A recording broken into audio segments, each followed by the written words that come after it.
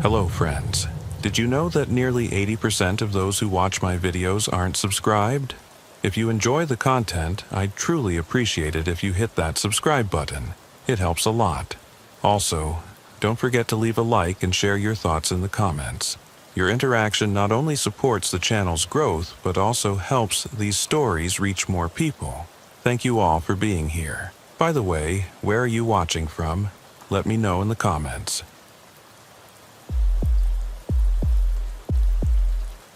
I've been sitting here for about an hour now, trying to figure out how to start this.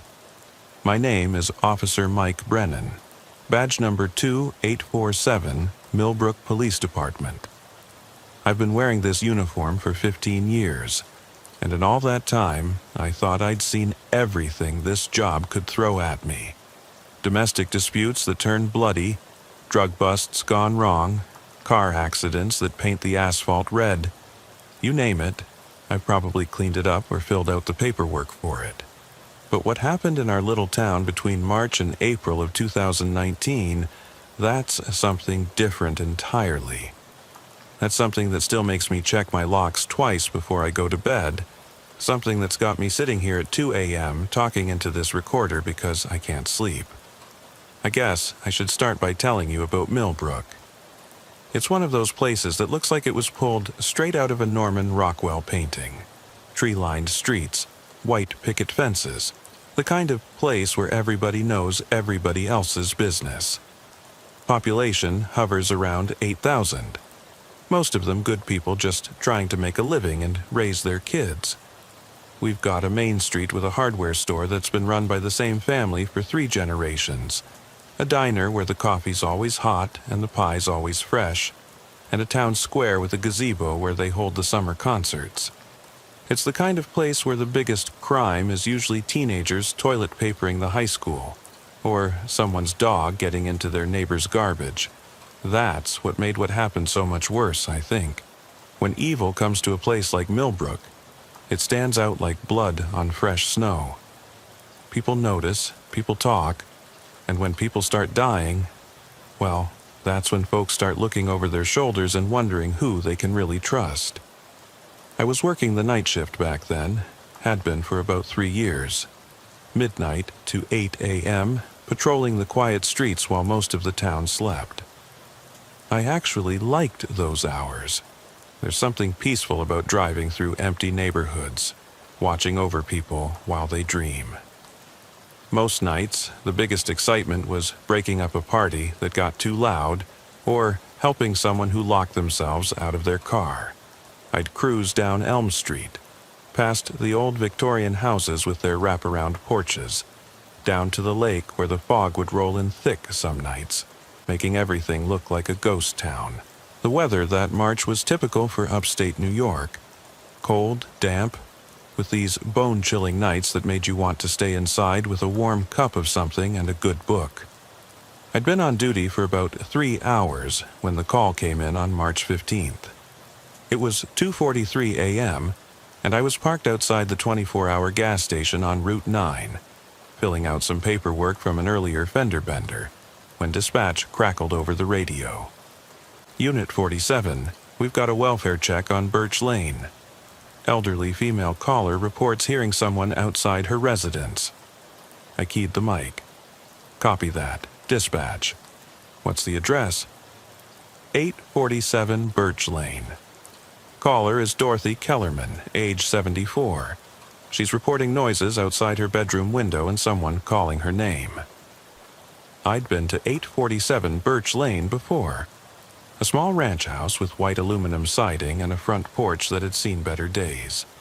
Mrs. Kellerman lived alone there, had ever since her husband passed away from a heart attack about 2 years prior. She was one of those sweet old ladies who'd wave from her window when I drove by on patrol. The kind who probably kept homemade cookies in her kitchen and had photos of grandchildren covering her refrigerator. As I drove down Birch Lane, I noticed how thick the fog was getting. It was rolling in from the lake, turning the streetlights into these ghostly halos that barely penetrated the darkness. The whole neighborhood felt wrapped in cotton, muffled and strange. I could barely make out the houses as I passed them, just dim shapes looming out of the mist. It was the kind of night that made you think about ghost stories and things that go bump in the night. I pulled up to Mrs. Kellerman's house and sat in my patrol car for a minute, scanning the area.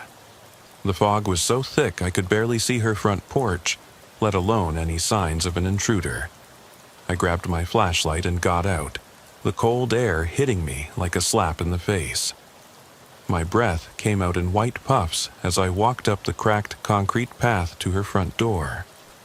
Before I could even knock, the door opened just a crack. I could see the security chain stretched tight across the gap, and Mrs. Kellerman's worried face peering out at me. "Thank God you're here," she said, her voice shaky and thin. "I'm Dorothy Kellerman. I called about the noise. Ma'am, I'm Officer Brennan. Can you tell me what you heard?" She undid the chain with trembling fingers and opened the door wider. Dorothy Kellerman was exactly what I expected. A small, frail woman in her 70s, wearing a faded pink bathrobe over her nightgown. Her gray hair was pulled back in a bun, and her eyes were wide with fear behind thick glasses. She kept glancing over my shoulder into the fog-shrouded yard, as if she expected something to come lunging out of the darkness. "He was calling my name," she whispered, wrapping her arms around herself. Standing right out there by my bedroom window, just calling for Dorothy, over and over. I felt that familiar tingle you get when something doesn't add up right. "Ma'am, are you sure it was your name? Could have been someone calling for their dog, or maybe..." "No." She shook her head firmly, her voice gaining strength. "It was my name, Dorothy, clear as day, and then..." She paused, swallowing hard. "Then he tried the back door." That got my attention. A prowler testing door handles was a whole different animal from someone just making noise in the yard. I asked her to stay inside and keep the door locked while I checked the perimeter of her property. Walking around that house in the fog was like moving through a bad dream. My flashlight beam only penetrated about 6 feet before the mist swallowed it up, creating this cone of yellow light that made everything beyond it seem even darker. I could hear my own footsteps on the wet grass, the creak of tree branches in the slight breeze, the distant hum of a car engine somewhere out on the main road. But everything else was silent, that deep, heavy silence that only comes in the small hours of the night when the world feels like it's holding its breath. I found the footprints under her bedroom window, pressed into the muddy flower bed that ran along the side of the house. They were clear enough to see that someone had definitely been there, standing close to the window. But the fog and dampness had softened them so much that I couldn't make out any details about shoe size or tread pattern. I followed them around to the back of the house, where they led right up to the back door. The door itself showed no signs of the forced entry, but when I tested the handle, it turned easily. "Mrs. Kellerman," I called out as I came back around to the front. "Your back door is unlocked." Her face went white. I always lock it. I check it every night before I go to bed." I helped her lock the back door and did a quick check of the interior to make sure no one had gotten inside. The house smelled like lavender and old coffee, with that particular scent that seems to cling to places where elderly people live. Not unpleasant, just lived in. Family photos lined the mantelpiece, and I could see a half-finished crossword puzzle on the kitchen table next to a cup of tea that had gone cold. Probably just some teenager playing pranks, I told her as I prepared to leave, but even as I said it, I didn't believe it. Something about the whole situation felt wrong. Who targets a 74-year-old woman living alone for a prank? And how would they know her name? Most importantly, why would they try to enter her house? I filed the report back at the station, noting the footprints and the unlocked door. I recommended increased patrols for Birch Lane and made a mental note to drive by Mrs. Kellerman's house more frequently during my shifts. but as I continued my patrol that night, I couldn't shake the feeling that I was missing something important, that there was a piece of this puzzle I wasn't seeing. The fog didn't lift until almost dawn, and by the time my shift ended, the whole incident felt like something that had happened in a different world. In the harsh light of morning, with people heading to work and kids waiting for school buses, it was easy to dismiss what had happened as just another routine call. An old woman living alone, maybe a little confused, maybe a little paranoid. It happens more often than you'd think, but that feeling of wrongness, that stayed with me. And 4 days later, when dispatch sent me to another house on the other side of town for an almost identical call, I knew my instincts had been right.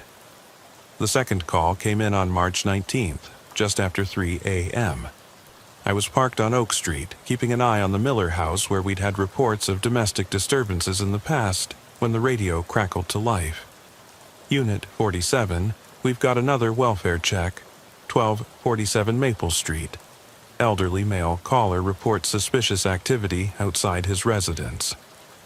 As I drove toward Maple Street, I felt that familiar knot forming in my stomach. Another elderly resident, another middle-of-the-night call about someone outside their house. The fog wasn't as thick that night, but there was still a damp chill in the air that seemed to seep through your clothes and settle in your bones. 1247 Maple Street was a small Cape Cod-style house with blue shutters and a white picket fence that had seen better days. The porch light was on, casting a yellow glow over the front steps, and I could see movement behind the curtains in the front window. As I walked up the path, the front door opened before I could knock. "Officer, thank you for coming," said the man, standing in the doorway. He was tall and thin, probably in his late 70s, with white hair that stuck up in all directions like he'd been running his hands through it. He wore a brown cardigan over pajamas and fuzzy slippers. "I'm Harold Chen. I called about someone being outside my house." Harold Chen. I knew that name from somewhere, but I couldn't place it right away. "Mr. Chen, can you tell me what happened?" He stepped aside to let me in, and I immediately noticed how neat and organized everything was. Books lined the walls in precise rows, and there wasn't a speck of dust anywhere. The kind of home that belonged to someone who'd had a lot of time to organize their life down to the smallest detail. "I was in bed, reading," he said, adjusting his glasses nervously. "It was about 2:30, maybe 2:45. I heard someone outside my bedroom window calling my name. Not yelling, you understand, just calling. Harold, Harold, like they knew me. The same pattern, the same exact pattern as Mrs. Kellerman's call." "Did you see anyone, Mr. Chen?" I looked out the window, but it was too dark, but I heard footsteps, moving around the side of the house, and then he paused, wrapping his arms around himself. Then I heard someone try the back door, the handle rattling. I spent the next half hour going over his property with a fine-tooth comb. Found the same thing I'd found at Mrs. Kellerman's house. Footprints under the bedroom window leading around to the back door. And just like before, the back door was unlocked, even though Mr. Chen swore he'd locked it before going to bed. "This is the second call like this I've had this week," I told him, as I helped him secure the back door. "Have you been in the hospital recently, Mr. Chen?" He looked surprised by the question. "Yes, actually. I had a mild heart attack about 3 months ago. Spent 4 days at Millbrook General. Why do you ask?" That's when it clicked. Mrs. Kellerman had mentioned during our conversation that she'd been in the hospital recently for some tests. Both victims had been patients at Millbrook General Hospital. "Just trying to establish if there's any connection," I said, not wanting to alarm him unnecessarily. "I'm going to recommend increased patrols in this area, and I'd suggest you double-check all your locks before going to bed." After I left Mr. Chen's house, I sat in my patrol car for a long time, thinking. 2 elderly residents living alone, both recent hospital patients, both experiencing the same type of incident. Someone calling their name outside their bedroom window, trying to get into their house through the back door. It wasn't random. It couldn't be random. I drove back to the station and pulled up the incident report from Mrs. Kellerman's call. In my notes, I'd written down that she'd mentioned being in the hospital for some tests about 2 months ago. Millbrook General, same as Mr. Chen. I started to reach for the phone to call the hospital, then stopped. It was 4 a.m. No one would be available to talk to me about patient records anyway, and I wasn't even sure what I was looking for yet. The rest of my shift passed without incident, but I couldn't get those 2 calls out of my head. I drove past both houses several times, checking for any signs of trouble, but everything remained quiet. As the sun came up and the day shift took over, I found myself wondering if I was seeing patterns where none existed. Maybe it was just coincidence. Maybe Millbrook was just having a rash of prowler incidents. But then came the 3rd call, March 23rd, 2:17 a.m., Elm Drive this time. Mrs. Agnes Patterson, 82 years old, living alone in a 2-story colonial that had probably been beautiful once, but now looked tired and weathered. Same story, someone calling her name outside her bedroom window, trying the back door. Same footprints in the mud, same unlocked door that she swore she'd locked before bed. I was so scared, she told me, her hand shaking as she held a cup of tea. The voice was so gentle, so familiar. For a moment I almost thought. She trailed off, staring into her tea. Thought what, Mrs. Patterson? Well, it sounds silly now, but I almost thought it was my nurse from the hospital, from when I was there last month. He had such a kind voice, always checking on me during the night shift. Made me feel safe, you know? Like someone was watching out for me. The night shift. My pulse quickened. Can you remember his name? She thought for a moment. Thomas, I think. Yes, Thomas something. He was so sweet, always asking about my family and making sure I was comfortable. He even remembered little things about me when he came back the next night. 3 calls. 3 elderly residents living alone. 3 recent patients at Millbrook General Hospital. And now a possible connection to a specific night shift nurse named Thomas. I finished up with Mrs. Patterson and drove straight to Millbrook General. The hospital was quiet at that hour, just the emergency department still bustling with activity. I found the security desk and asked to speak with someone about their night shift nursing staff. "I'm sorry, officer," the security guard said, a young guy who looked like he'd rather be anywhere else. "You'd need to talk to administration about personnel information, and they won't be in until 8 a.m. "This is police business," I said, showing him my badge.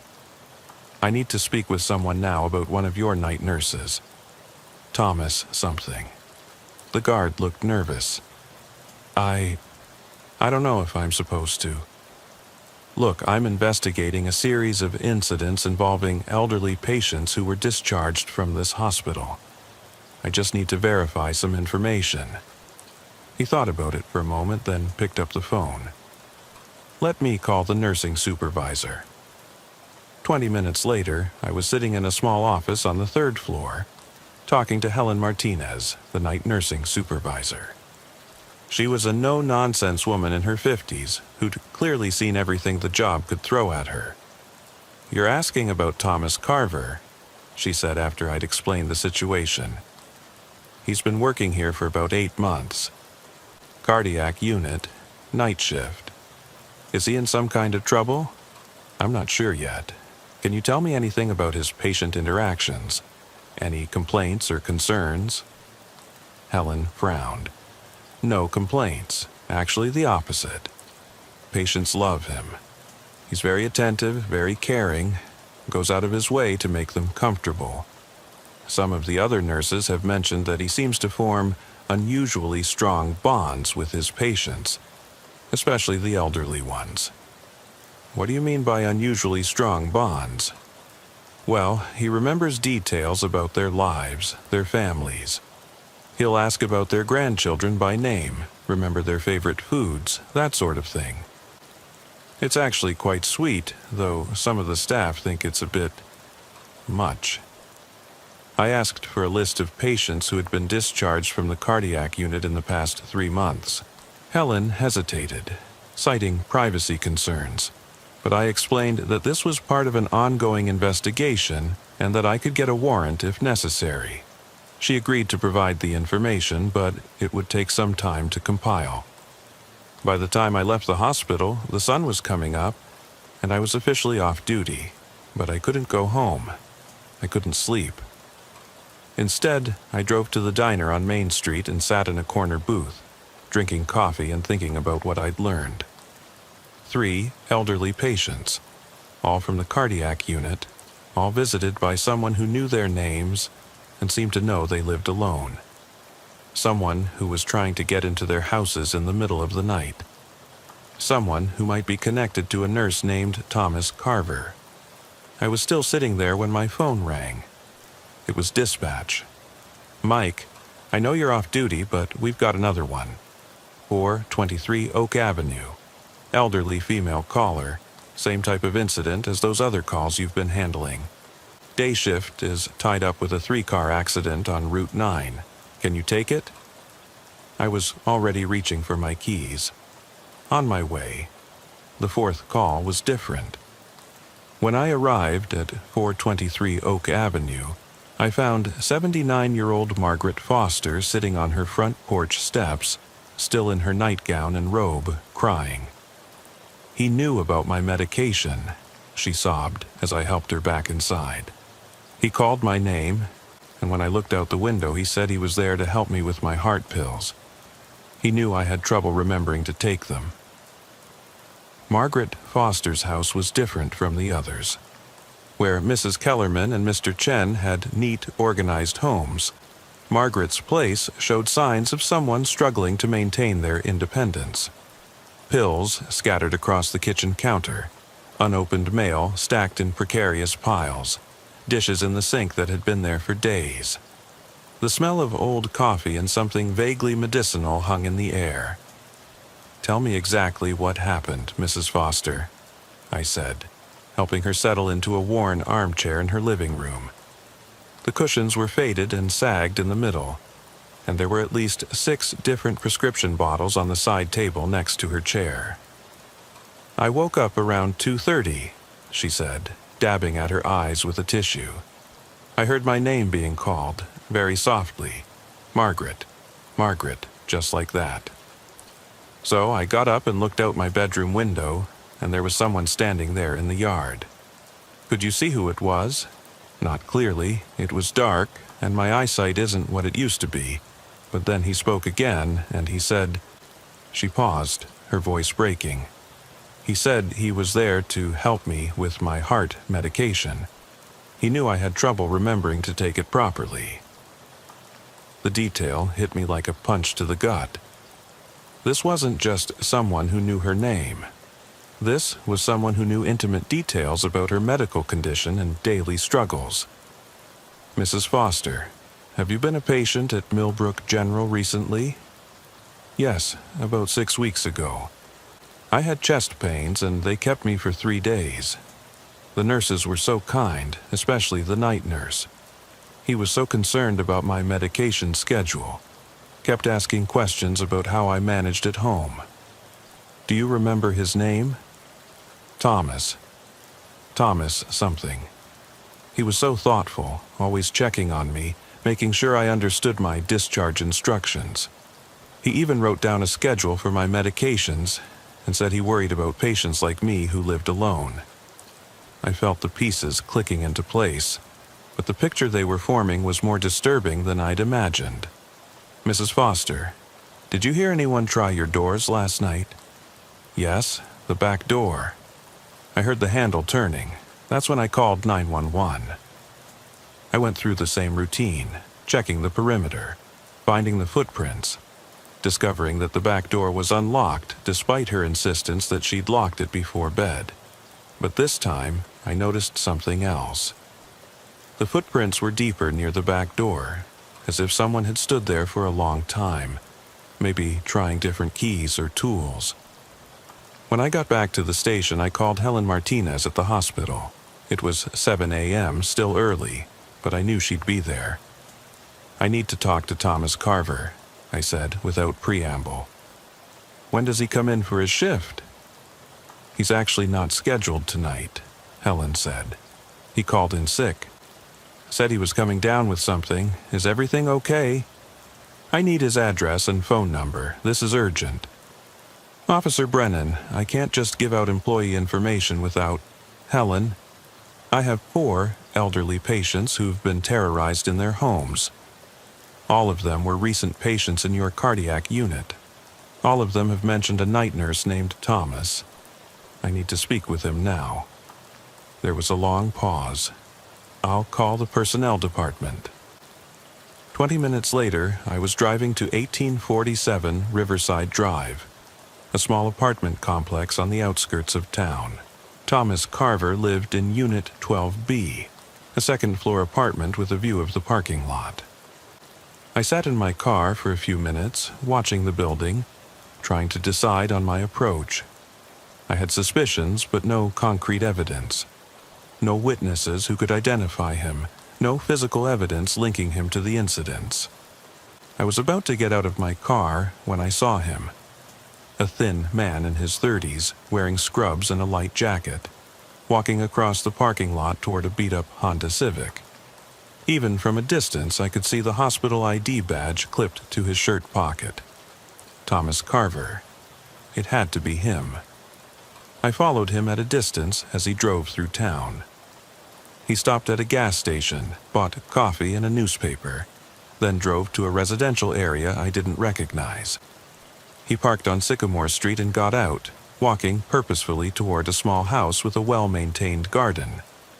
I parked around the corner and followed on foot, staying far enough back to avoid detection. The house he approached was 634 Sycamore Street, a neat little bungalow with white trim and flower boxes under the windows. I watched as he walked slowly around the perimeter of the house, stopping at each window, peering inside. My blood ran cold. He was casing the place. I called for backup and crept closer, staying behind a neighbor's hedge. Carver was at the back of the house now, trying the back door handle, just like the others. When he found it locked, he pulled something from his pocket. It looked like a small tool, maybe a lockpick or a thin knife. "Police! Stop right there!" He spun around, eyes wide with surprise and fear.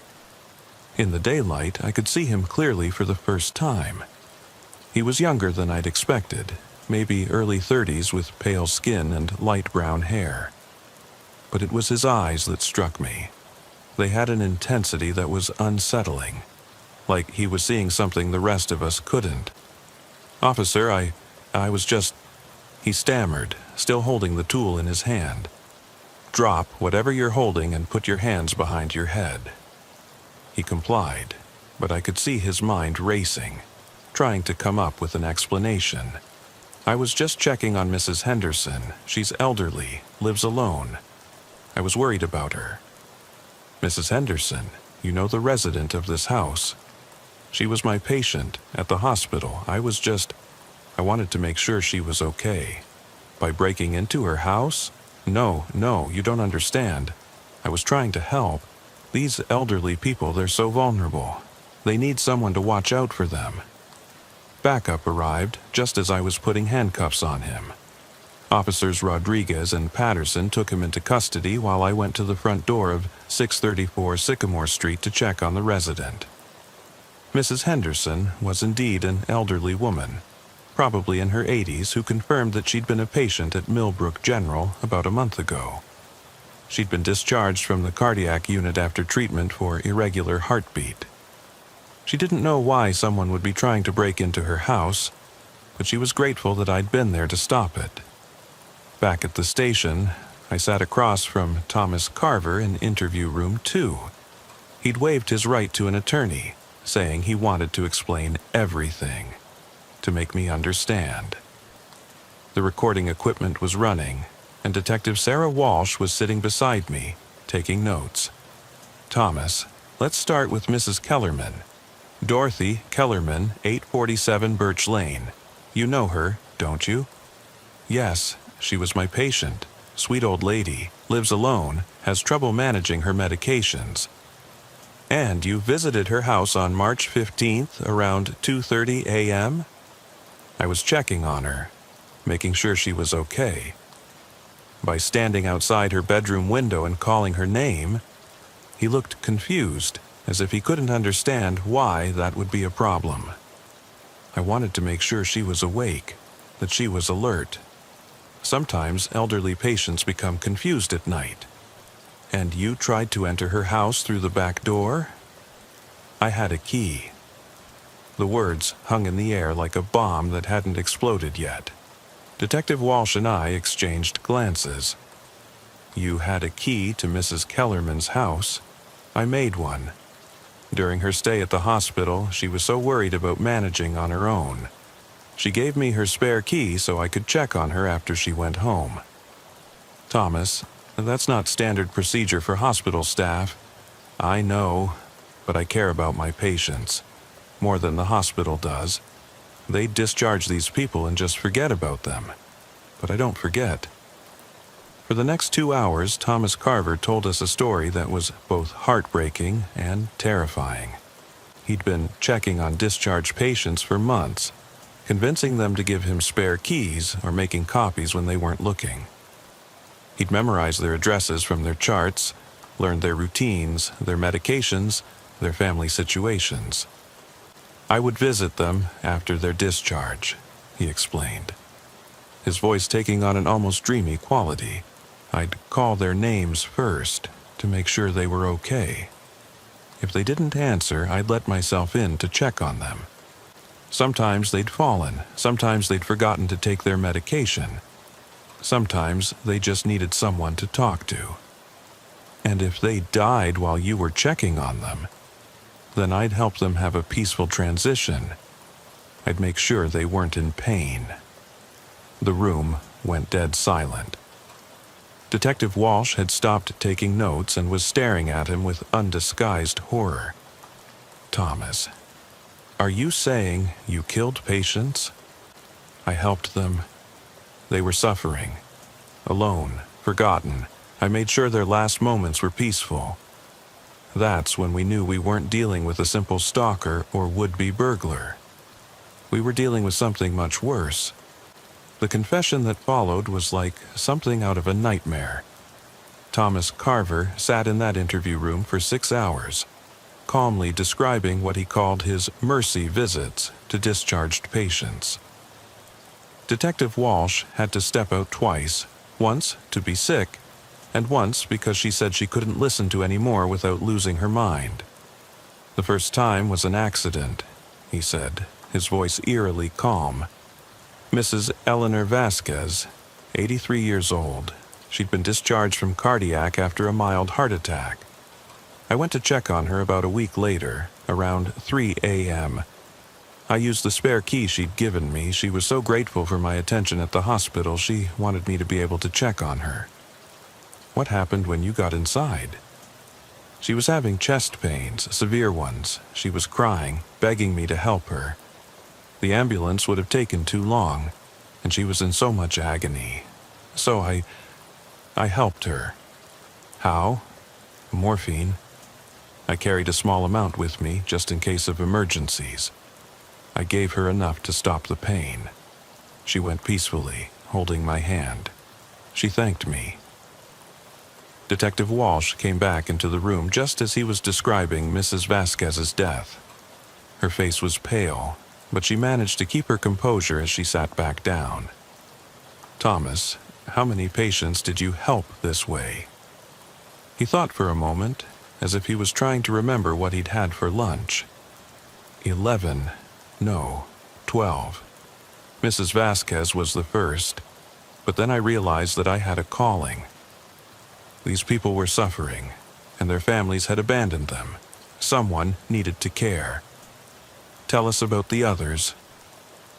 For the next 3 hours, he methodically described each death. Mr. Frank Morrison, 76, found dead in his recliner after complaining of difficulty breathing during one of Thomas's visits. Mrs. Ruth Campbell, 82, who died in her sleep after Thomas helped her with what he called medication management.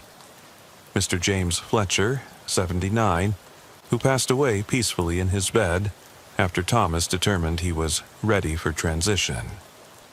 Each story was the same. Thomas would visit his former patients weeks after their discharge, always in the early morning hours. He'd call their names outside their windows first to see if they were awake and alert.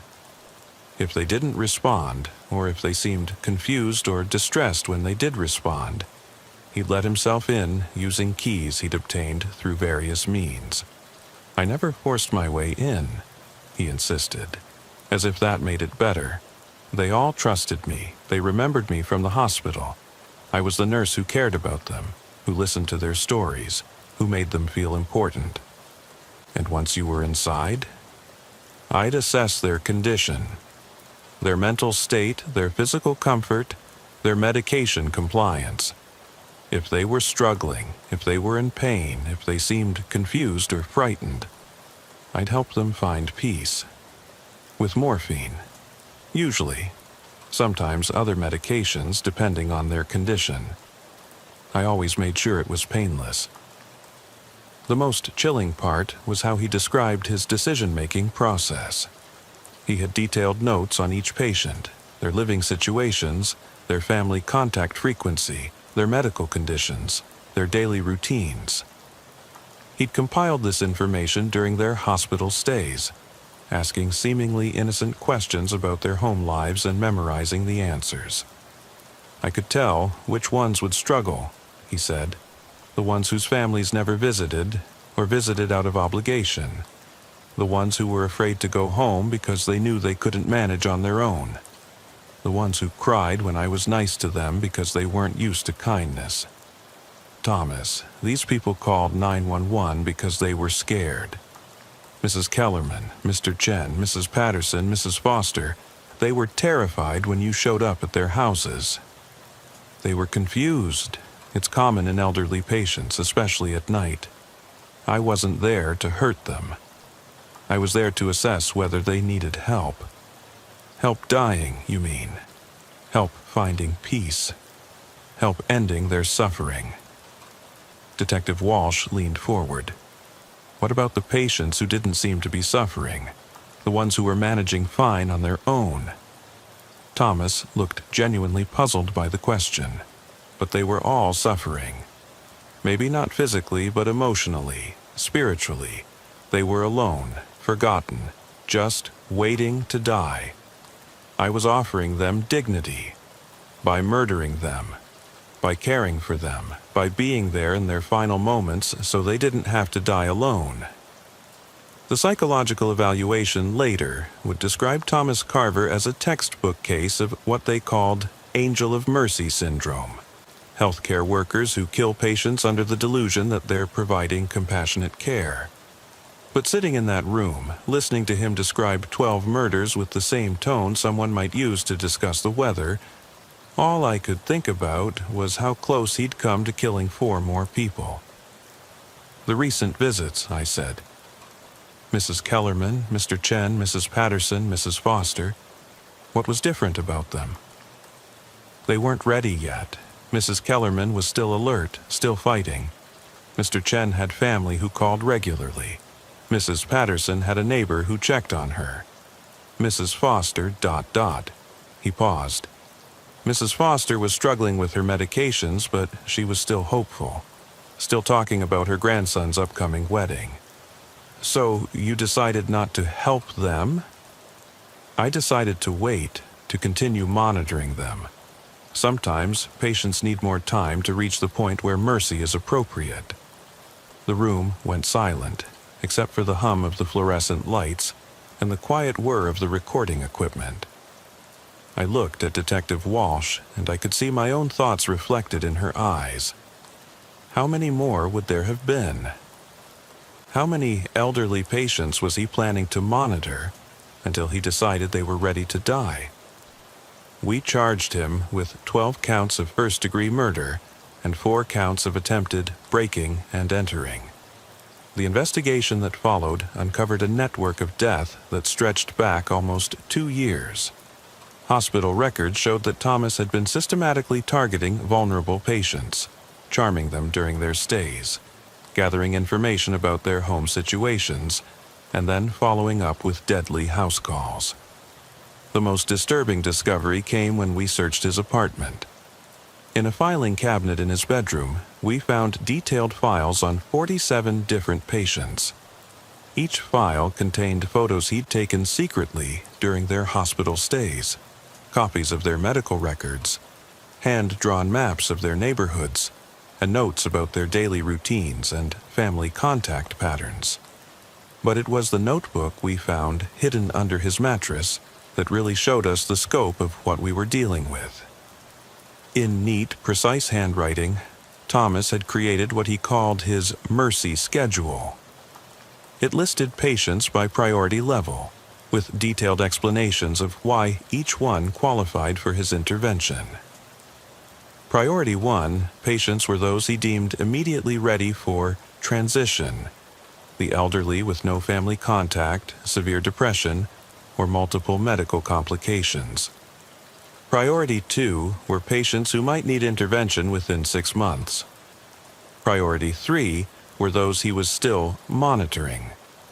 Mrs. Kellerman, Mr. Chen, Mrs. Patterson, and Mrs. Foster were all listed as Priority 2. There were 23 names on that list we hadn't contacted yet. We spent the next 3 days reaching out to every name in Thomas's files.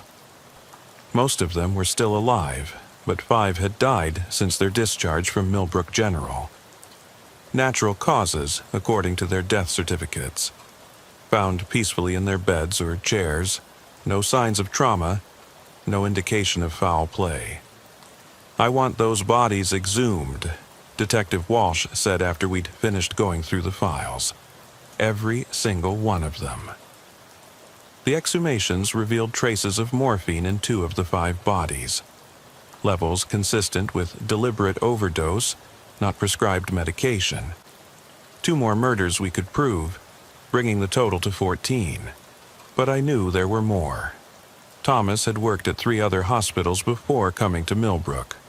We contacted police departments in those jurisdictions and found similar patterns of elderly patients dying peacefully at home weeks after discharge. The investigation was ongoing when Thomas finally went to trial. He pleaded not guilty by reason of insanity, claiming he genuinely believed he was providing compassionate care. His defense attorney painted him as a mentally ill man who'd been driven to his actions by a misguided desire to help people. The prosecution called him a calculated killer who'd used his position of trust to prey on the most vulnerable members of society. The jury deliberated for less than 4 hours before finding him guilty on all counts. But the trial was just the beginning of the nightmare for me. Because during his testimony, Thomas Carver said something that's haunted me every day since. The trial lasted 3 weeks, and I had to testify twice. Once during the prosecution's case, describing the investigation and the arrest. Once during the defense's case, when Thomas's lawyer tried to argue that his client was mentally ill and couldn't understand the nature of his actions. I'll never forget sitting in that witness box, looking out at the packed courtroom. The families of the victims were there. Children and grandchildren who thought their loved ones had died natural deaths, who were now learning that their final moments had been stolen by a man they'd trusted. Some of them were crying. Others just stared at Thomas with a hatred so pure it was almost tangible. Thomas himself sat perfectly still throughout most of the trial, occasionally taking notes or whispering to his attorney.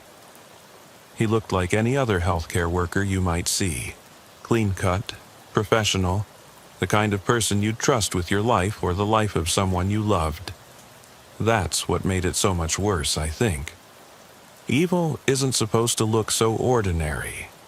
The prosecutor, District Attorney Rebecca Martinez, was methodical in her presentation.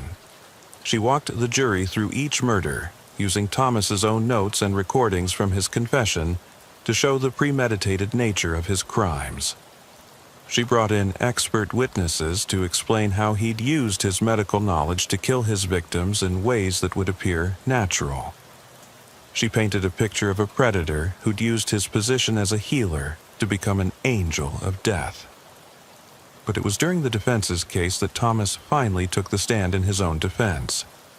His attorney, a public defender named Robert Klein, who looked like he'd rather be anywhere else, tried to present Thomas as a mentally ill man who'd genuinely believed he was helping people. "Mr. Carver," Klein said, "can you explain to the jury what you thought you were doing when you visited these patients?" Thomas looked directly at the jury, his voice calm and clear. "I was providing end-of-life care. These people were suffering, and the medical system had abandoned them. They were alone, frightened and in pain. I was offering them dignity in their final moments. Did you believe you were helping them? I knew I was helping them. I could see the peace in their faces when the suffering ended. I could feel their gratitude." That's when D.A. Martinez stood up for cross-examination. She was a small woman, maybe 5'3", but she had a presence that filled the courtroom when she spoke. "Mr. Carver, you've testified that you believed you were helping these people. Is that correct?" "Yes. And you made the decision about who needed your help based on your own assessment of their quality of life." "Based on their suffering, yes. Their suffering as you perceived it. As I observed it, I'm trained to assess patient distress. Mr. Carver, did any of these patients ask you to end their lives?" Thomas paused for a moment. "They didn't need to ask. I could see what they needed. So the answer is no. None of them asked you to kill them. They asked for help with their pain. I provided it, by murdering them, by ending their suffering." Martinez walked closer to the witness stand. "Mr. Carver, let me ask you about something else. During your confession to the police, you mentioned that some patients weren't ready yet. Do you remember saying that?" "Yes. What did you mean by that?" "Some patients still had hope, still had reasons to continue fighting. And you were the one who decided when that hope was gone? I was trained to recognize when continued treatment was futile. Mr. Carver, you weren't providing medical treatment, you were committing murder. I was providing mercy." That's when Martinez asked the question that changed everything for me. "Mr. Carver, in your apartment, police found a notebook with 47 names in it. These were patients you were monitoring for potential future intervention. Is that correct?" "Yes." "Some of these patients are still alive, are they not?" "Yes." "And some of them have family members who love them, who visit them regularly, who would be devastated if they died. Family members often have difficulty accepting when it's time to let go. So, you would have killed people whose families loved them and wanted them alive. If their suffering became too great, yes. Regardless of what their families wanted? Families don't always understand what's best for the patient." Martinez paused, letting that sink in with the jury. Then she asked the question that still keeps me awake at night. "Mr. Carver, how do you decide when someone has lived long enough?" Thomas looked thoughtful, as if this was a perfectly reasonable question that deserved careful consideration. "It's not about how long they've lived," he said. "It's about the quality of their remaining life. When someone is alone, when their health is declining, when they're becoming a burden to themselves and others, that's when mercy becomes appropriate." "A burden to others?" "Yes. Children who have to visit out of obligation. Healthcare workers who have to provide care they know is futile. Society that has to support people who are no longer contributing. So, elderly people who require care are burdens? When they're suffering, yes. And you appointed yourself to decide when that burden should be eliminated. I accepted the responsibility that others were unwilling to accept. The courtroom was dead silent. Even the court reporter had stopped typing and was staring at Thomas with her mouth open. "Mr. Carver," Martinez continued, "do you believe you have the right to decide who lives and who dies? I believe I have the responsibility to end unnecessary suffering. That's not what I asked. Do you believe you have the right to decide who lives and who dies?" Thomas met her gaze without flinching. Someone has to make those decisions. The medical establishment is too cowardly. Families are too selfish. Patients are too confused. Someone has to have the courage to do what's necessary. So the answer is yes. You believe you have the right to decide who lives and who dies. I believe I have the obligation. That's when I understood the full scope of what we were dealing with. This wasn't just a man who'd killed 12 elderly patients. This was someone who genuinely believed he was justified in deciding who deserved to live and who deserved to die. Someone who saw himself not as a murderer, but as a savior. The jury found him guilty on all counts after deliberating for less than 4 hours. The judge sentenced him to life in prison without the possibility of parole, to be served consecutively for each count of murder. Mathematically, it worked out to over 300 years. But as they led him away in shackles, Thomas turned and looked directly at me. And he smiled. Not a malicious smile, not a threatening smile. A grateful smile, like I'd done him a favor. Later, his attorney told me that Thomas had said something to him right before sentencing. He'd said he was proud of his work, and that he hoped someone would continue it while he was in prison. He'd said there were so many people suffering needlessly, and so few people willing to help them find peace. That was 4 years ago. Thomas Carver is still in prison, will be for the rest of his life. The hospital implemented new security protocols around patient information. The families of his victims filed wrongful death lawsuits and eventually settled out of court. Life in Millbrook went back to normal, more or less. But for me, nothing has been the same since. I started smoking again after the trial. Hadn't touched a cigarette in 8 years, but something about Thomas Carver's smile as they led him away made me need something to calm my nerves. My wife, Linda, she understood at first. The stress of the case, the media attention, the way the whole thing had consumed my life for months. She figured I'd work through it and get back to normal. But I couldn't get back to normal, because normal meant going back to patrol, back to responding to calls, back to trusting that the people in positions of authority and care were actually there to help people. And I couldn't do that anymore. Every welfare check felt like a potential crime scene. Every elderly person I encountered made me wonder if someone was watching them, cataloging their vulnerabilities, deciding whether they were worth keeping alive.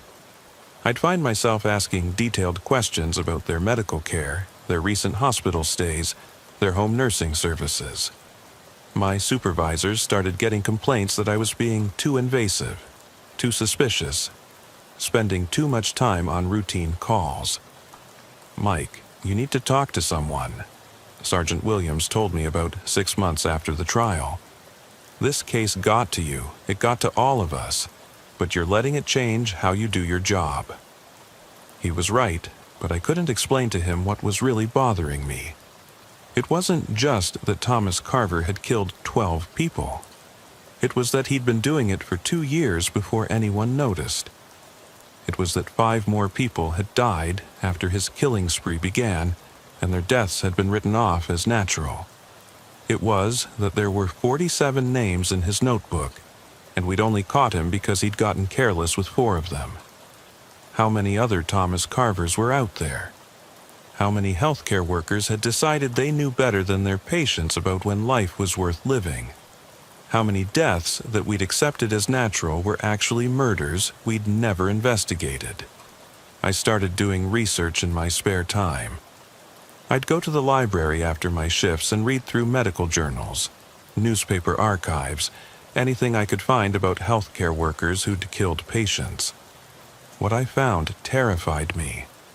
There was Harold Shipman in England, who killed over 200 patients over a 23-year career.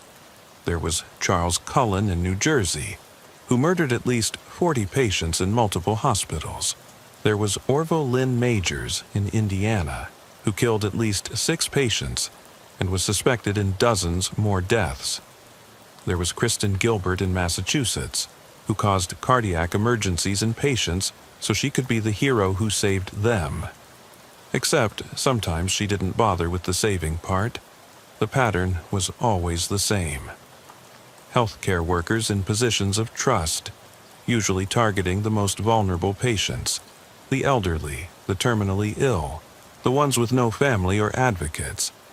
They'd work for years, sometimes decades before anyone noticed, and when they were finally caught, investigators would discover that the death rate in their units had been significantly higher than normal, but no one had thought to investigate because the victims were already sick. I brought my research to Detective Walsh, hoping she'd see what I was seeing, but she just looked at me with concern. "Mike, you caught him. Thomas Carver is in prison. The case is closed." "But what about the others? What about the pattern?" "What others? You're talking about cases from different states, different countries. There's no connection to our jurisdiction. There's a connection to the method, to the victims, to the way these people operate. Mike, you're seeing patterns where there aren't any. You're letting this case consume you." But I couldn't let it go. Because 3 months after Thomas Carver was sentenced, we had another case. Mrs. Emily Thornton, 81 years old, found dead in her bed by her daughter, who'd come for a scheduled visit. Natural causes, according to the initial assessment. Heart failure. She'd been discharged from Millbrook General just 2 weeks earlier after treatment for pneumonia. I wasn't assigned to the case. It was handled by the day shift. And since there were no signs of foul play, it was barely investigated at all. But something about it bothered me. Maybe it was the timing. Maybe it was the fact that she'd been a patient at the same hospital where Thomas had worked. Maybe it was just paranoia. I drove by Mrs. Thornton's house on my patrol that night. 892 Cedar Street. A small bungalow with a neat front yard and a for sale sign that her daughter had probably already put up. I sat in my patrol car and tried to imagine Thomas Carver standing outside her bedroom window, calling her name in the darkness. The next day, I requested a copy of the incident report. Mrs. Thornton had been found by her daughter, Rebecca, who had a key and visited every Tuesday and Friday. Rebecca told the responding officer that her mother had seemed fine when she'd visited the previous Friday, maybe a little tired, but recovering well from her hospital stay. She was actually in good spirits, Rebecca had said, talking about getting back to her garden, maybe taking a trip to visit her sister in Florida. She seemed like she was getting her strength back. But something in the report caught my attention. Rebecca mentioned that her mother had been confused about her medication schedule since coming home from the hospital. She'd been taking her pills at the wrong times, sometimes forgetting doses entirely. A visiting nurse had been scheduled to help her, but the appointment had been canceled at the last minute. I called Rebecca Thornton and asked if I could meet with her. She was surprised to hear from the police again, but agreed to see me at her mother's house the next day. Rebecca was a woman in her 50s, still clearly grieving but trying to hold herself together as she dealt with the practical matters of her mother's death. She let me into the house, which still smelled like her mother's perfume, and the lavender sachets she'd kept in all the drawers. I don't understand why the police are interested, Rebecca said as we sat in the living room. The doctor said it was her heart. She'd had problems before. I'm just following up on a few details. You mentioned that your mother was having trouble with her medications? Yes, ever since she came home from the hospital. She'd been managing fine before, but something about the hospital stay confused her. She kept talking about a nurse who'd promised to help her remember when to take everything. My pulse quickened. A nurse? Yes, a night nurse. She said he was so kind, so helpful. He'd written out a schedule for her, explained everything carefully. But when she got home, she couldn't remember what he'd told her, and the schedule he'd given her didn't match what the doctor had prescribed. Do you remember his name? She called him Thomas. Thomas something. She was quite taken with him, said he was the only one at the hospital who really seemed to care about her as a person. Thomas Carver had been in prison for 8 months when Mrs. Thornton died, but the pattern was exactly the same.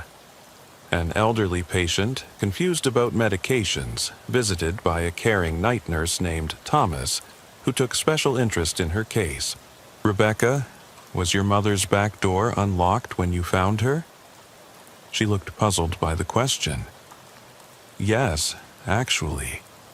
That was strange, because she was always so careful about locking up. I asked her about it once, and she said the nurse had told her it was important to leave it unlocked in case of emergencies. I felt ice in my veins. What nurse?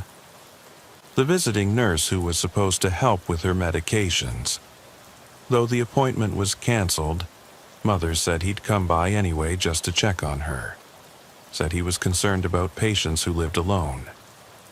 Rebecca, did your mother ever mention this nurse's name? She called him Thomas, too. Said he reminded her of the nurse from the hospital. Same kind bedside manner, same concern for her well-being. I left Mrs. Thornton's house and drove straight to Millbrook General. I needed to know if there was another Thomas working the night shift. I needed to know if we'd missed something, if there was a partner or copycat we hadn't identified. Helen Martinez, the nursing supervisor, was still working there, though she looked like she'd aged 5 years in the 8 months since Thomas Carver's arrest. Officer Brennan, she said when she saw me, I hope you're not here about another case. I need to check your current staffing. Do you have any nurses named Thomas working night shifts? Number.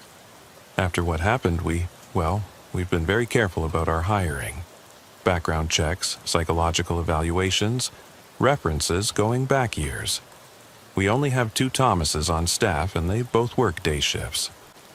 What about visiting nurses? Home health care services. That would be through the hospital's home care division. Different department entirely. She gave me the contact information for the home care director, a woman named Patricia Holmes, who agreed to meet with me that afternoon. The home care offices were in a separate building across the street from the main hospital, a converted house that had been turned into medical offices. Patricia Holmes was a stern-looking woman in her 60s who seemed to view my questions with suspicion and barely concealed irritation. We don't have any nurses named Thomas, she said flatly. Haven't for over a year.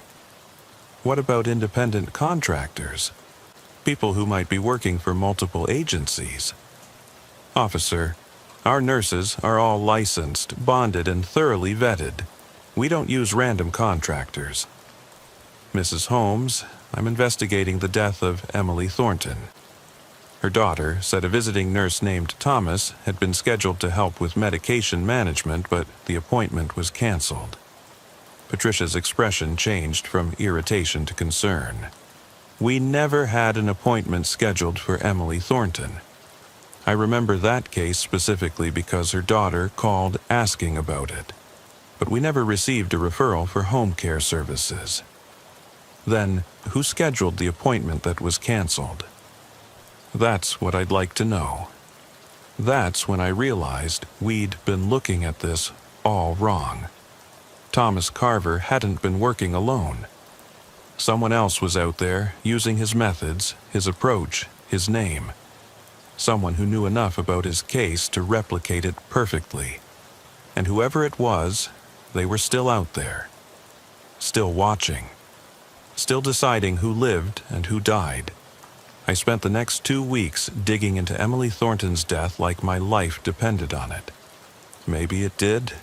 I requested the autopsy report, even though she'd already been buried. I interviewed her neighbors, her doctors, anyone who might have seen this mysterious visiting nurse named Thomas.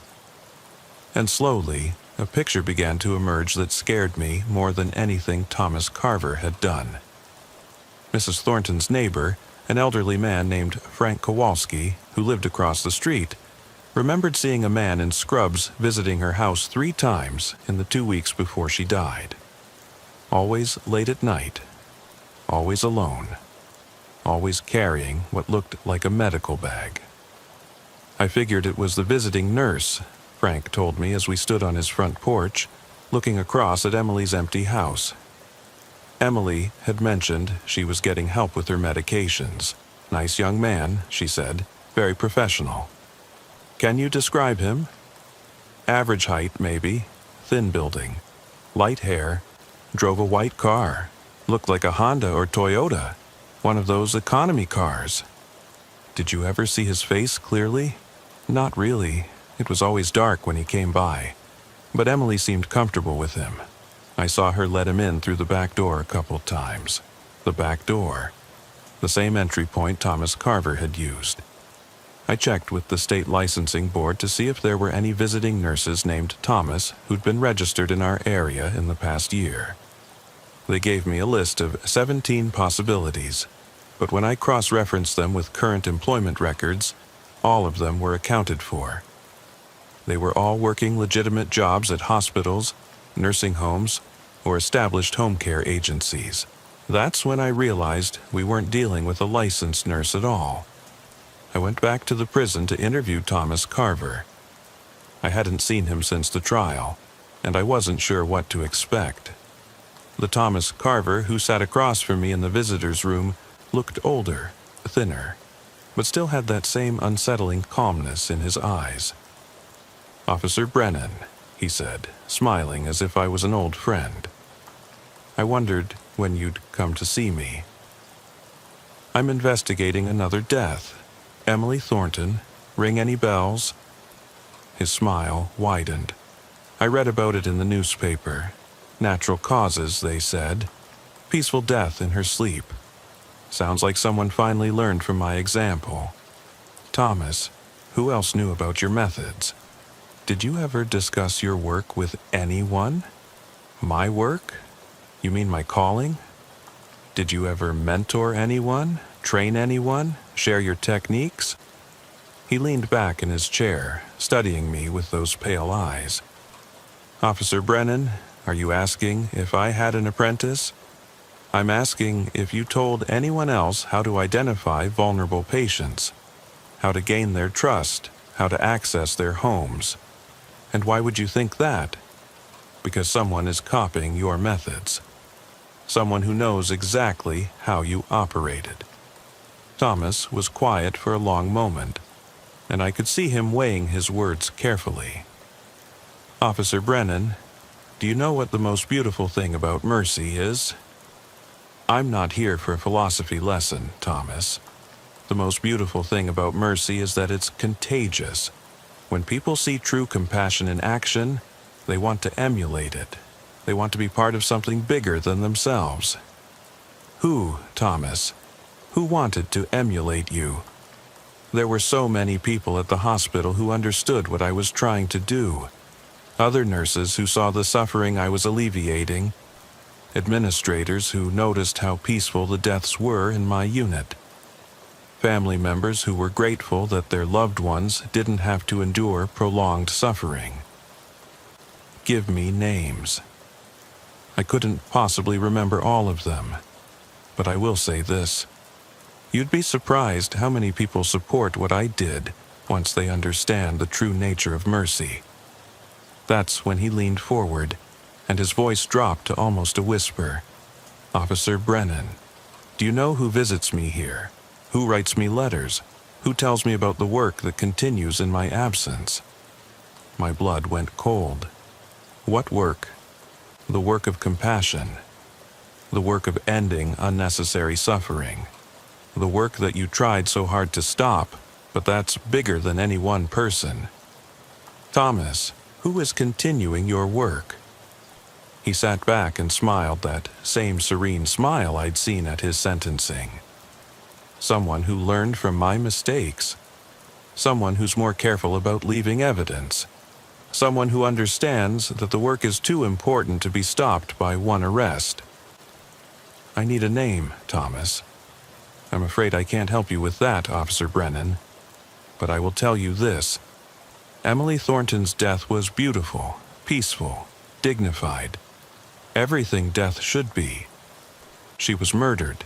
She was saved. I left the prison with more questions than answers, but one thing was clear. Thomas Carver knew who was copying his methods, and he approved. Worse, he seemed to view it as vindication of his twisted philosophy. I went back to Detective Walsh with everything I'd found, but she remained skeptical. Mike, you have one suspicious death and a convicted killer who's playing mind games with you. That's not evidence of a copycat. Sarah, the pattern is identical. The victim profile, the method of approach, the point of entry. The pattern you're seeing might be coincidence. Emily Thornton was elderly, sick and confused about her medications. She could have died of natural causes. Then why was her back door unlocked? Why did her neighbor see a fake visiting nurse 3 times before she died? Maybe she was confused and unlocked it herself. Maybe the neighbor was mistaken about what he saw. But I knew she was wrong. I could feel it in my gut, the same way I'd felt it during those first welfare checks that had led us to Thomas Carver. Someone was out there, using his methods, targeting the same vulnerable population. And they were getting away with it because everyone wanted to believe the Thomas Carver case was closed. That night, I was driving through the older part of town when I saw him. A man in scrubs, walking up the front path of a small house on Willow Street. Average height, thin build, carrying what looked like a medical bag. He moved with purpose, like someone who belonged there, someone who had every right to be making a house call at 11:30 p.m. I pulled over and watched as he walked around to the back of the house. A few minutes later, I saw a light come on in what looked like a bedroom window. Then it went dark again. I called for backup and approached the house on foot.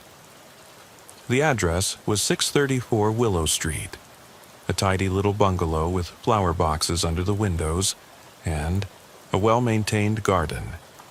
Through the back window, I could see movement inside. 2 figures, one standing, one lying down. That's when I heard the voice. Soft, gentle, reassuring. "It's okay, Mrs. Patterson. I'm here to help you. Just relax. This won't hurt at all." Mrs. Patterson, Agnes Patterson, the elderly woman who'd been one of Thomas Carver's intended victims. The one who'd called 911 when he tried to break into her house on Elm Drive.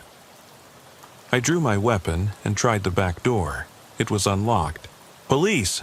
Don't move!" The man in scrubs spun around, and in the dim light from the bedside lamp, I could see his face clearly for the first time. He was young, maybe mid-20s, with the kind of clean-cut appearance that would make any elderly person feel safe opening their door to him. In his hand was a syringe filled with clear liquid. Mrs. Patterson was lying in her bed, her eyes closed, breathing shallow but steady. An IV line ran from her arm to a bag of what looked like saline solution hanging from a makeshift stand. "Step away from the patient," I ordered, keeping my gun trained on him. "Officer, you don't understand," he said, his voice calm and reasonable. "I'm providing end-of-life care. Mrs. Patterson is suffering. I'm helping her find peace. Put the syringe down and step away from the bed." Instead, he looked down at Mrs. Patterson with what could only be described as tenderness. "She's been so brave," he said. "Living alone all these years, managing her pain, pretending everything was fine. But I can see the truth. I can see how ready she is. Put it down now." He looked back at me, and I saw the same expression I'd seen in Thomas Carver's eyes during his confession, the absolute certainty of someone who believed they were doing God's work. "My name is David," he said. "David Thomas. I've been continuing the work that Thomas Carver started." Someone had to, David Thomas. He'd taken Thomas's first name as his last name. "How many, David? How many have you killed?" "I've helped 7 people find peace since Thomas was arrested. 7 people who were suffering unnecessarily. 7 people whose families are now grateful that their loved ones didn't have to endure prolonged agony." Backup arrived just as he raised the syringe toward Mrs. Patterson's 4th line. I had a split second to make a decision, try to talk him down or stop him permanently. I chose to shoot him in the shoulder, hoping to disable him without killing him. He dropped the syringe and fell to the floor, screaming about how I'd doomed Mrs. Patterson to continued suffering. Mrs. Patterson survived. The syringe contained enough morphine to kill a horse. David Thomas, after surgery to repair his shoulder, confessed to 7 murders and had detailed plans for 12 more. Like his mentor, he'd been targeting elderly patients who lived alone, using his knowledge as a former nursing student to gain access to patient information and home addresses. But here's the part that still keeps me awake at night. When we searched David Thomas's apartment, we found letters, dozens of them, from people all across the country who'd read about Thomas Carver's case and wanted to continue his work. People who called themselves mercy providers and compassion angels. People who believed that they had the right to decide when someone had lived long enough. David Thomas wasn't just a copycat. He was part of a network. That was 2 years ago. David Thomas is serving life in prison, same as his mentor. The letters we found led to investigations in 6 other states, resulting in 4 more arrests. But I know there are others out there. Others who read about these cases and see inspiration instead of horror. Others who look at elderly people, disabled people, sick people, and see burdens that need to be eliminated. I left the force 6 months ago. Couldn't do the job anymore, knowing what I know. Now I work private security, and I spend my free time researching suspicious deaths in nursing homes and hospitals, looking for patterns, watching for the signs. Because the most terrifying thing about Thomas Carver and David Thomas isn't that they were monsters. It's that they were ordinary people who convinced themselves they were heroes. And there are more of them out there. More people who think compassion means deciding who deserves to live and who deserves to die. Every time I read about an elderly person found dead peacefully in their bed, every time I see a story about someone dying quietly at home after a hospital stay, I wonder if it was really natural causes, or if someone stood over them in the darkness, calling their name, telling them it was time to go.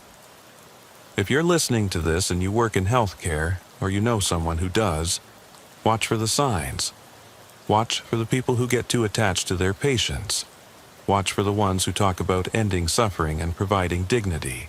Watch for the ones who know too much about their patients' personal lives, who remember details that seem insignificant but paint a picture of vulnerability. And if you're elderly, if you live alone, if you've been in the hospital recently, be careful who you trust. Be careful who you give your spare key to. Be careful about the voices calling your name in the darkness. Because sometimes the people who claim they're trying to help you are actually deciding whether you deserve to live.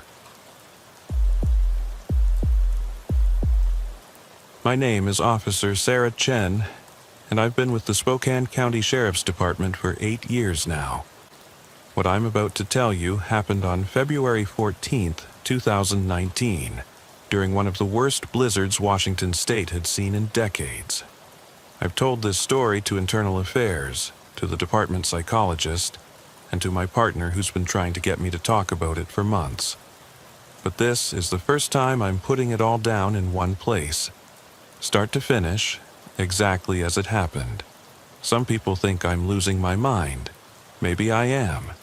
But I know what I saw that night and I know what I experienced, even if it doesn't make sense to anyone else.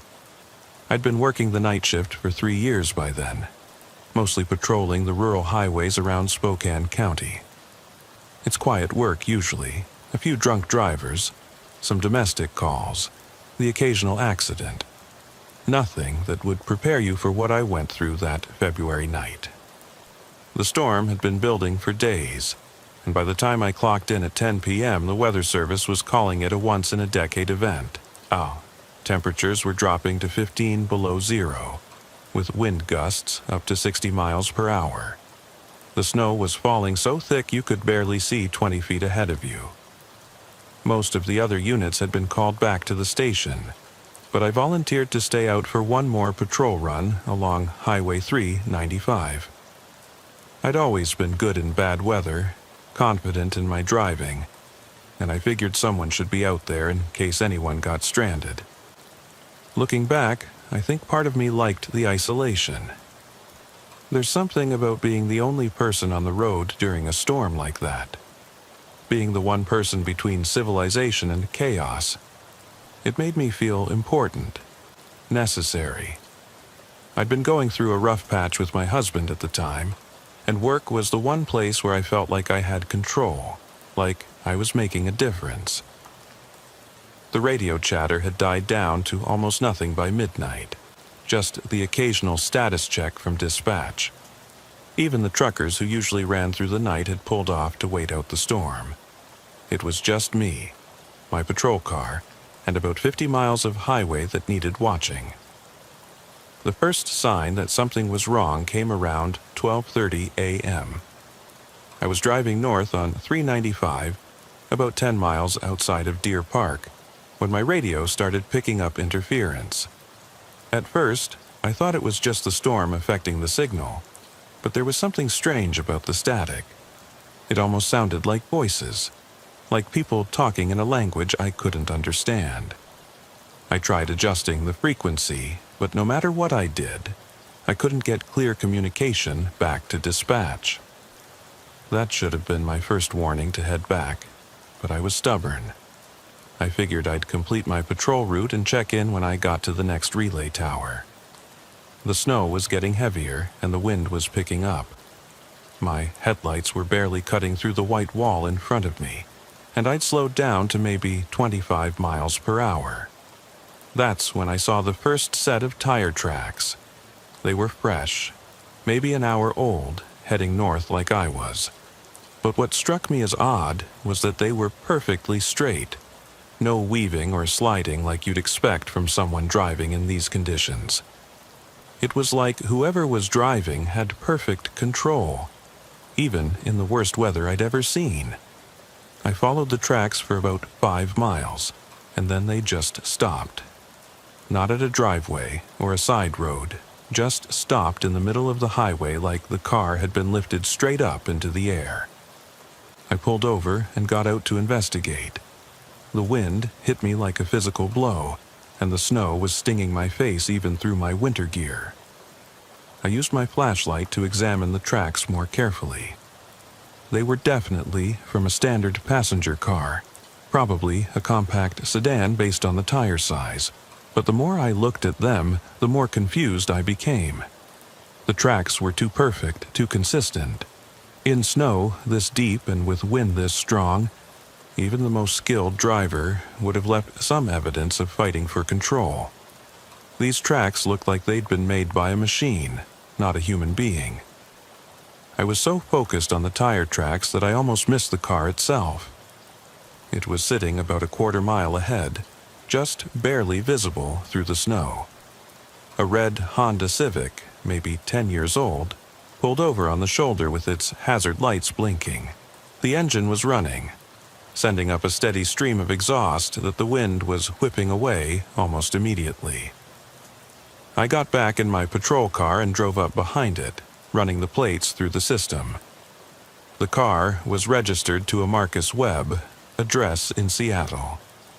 No warrants, no red flags, just a regular guy who'd apparently gotten caught in the storm. I approached the driver's side window and tapped on the glass. The windows were fogged up from the inside, but I could see the outline of someone in the driver's seat. "Police!" I called out. "Everything okay in there?" There was no response, so I tried the door handle. It was unlocked, which surprised me. Most people lock their doors when they're stranded on the highway, especially at night. I opened the door and immediately felt the warm air from inside the car. The heater was running full blast, and there was soft music playing on the radio. The man in the driver's seat was probably in his 40s, wearing a business suit and tie. He had dark hair, neatly combed, and he was staring straight ahead through the windshield. For a moment, I thought he might be in shock or hypothermic, but when I touched his shoulder, I realized something was very wrong. He wasn't moving at all, wasn't even breathing. His skin was cold to the touch, but not the kind of cold you'd expect from someone who'd been sitting in a car with the heater running.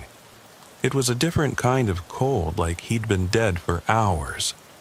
"Sir," I said, shaking his shoulder gently. "Sir, can you hear me?" Nothing.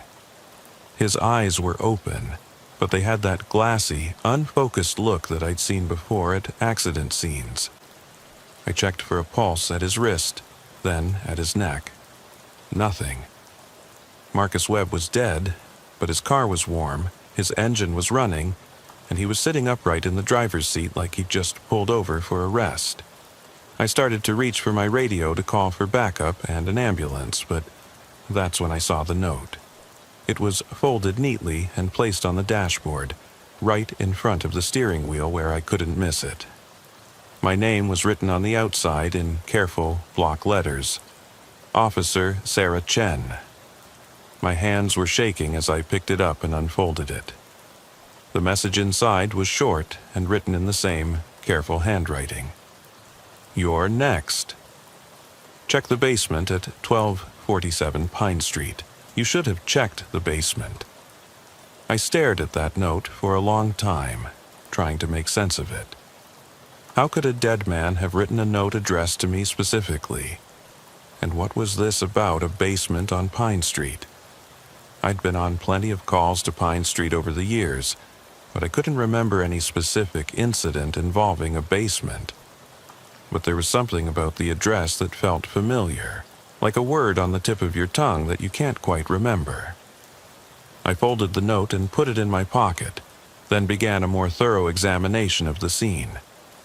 The car was clean, no signs of struggle or violence. Marcus Webb's wallet was in his jacket pocket, containing his driver's license, credit cards, and about $60 in cash. There was a photo of a woman and 2 young children, probably his family. In the back seat, I found a laptop bag and what looked like sales materials for some kind of pharmaceutical company.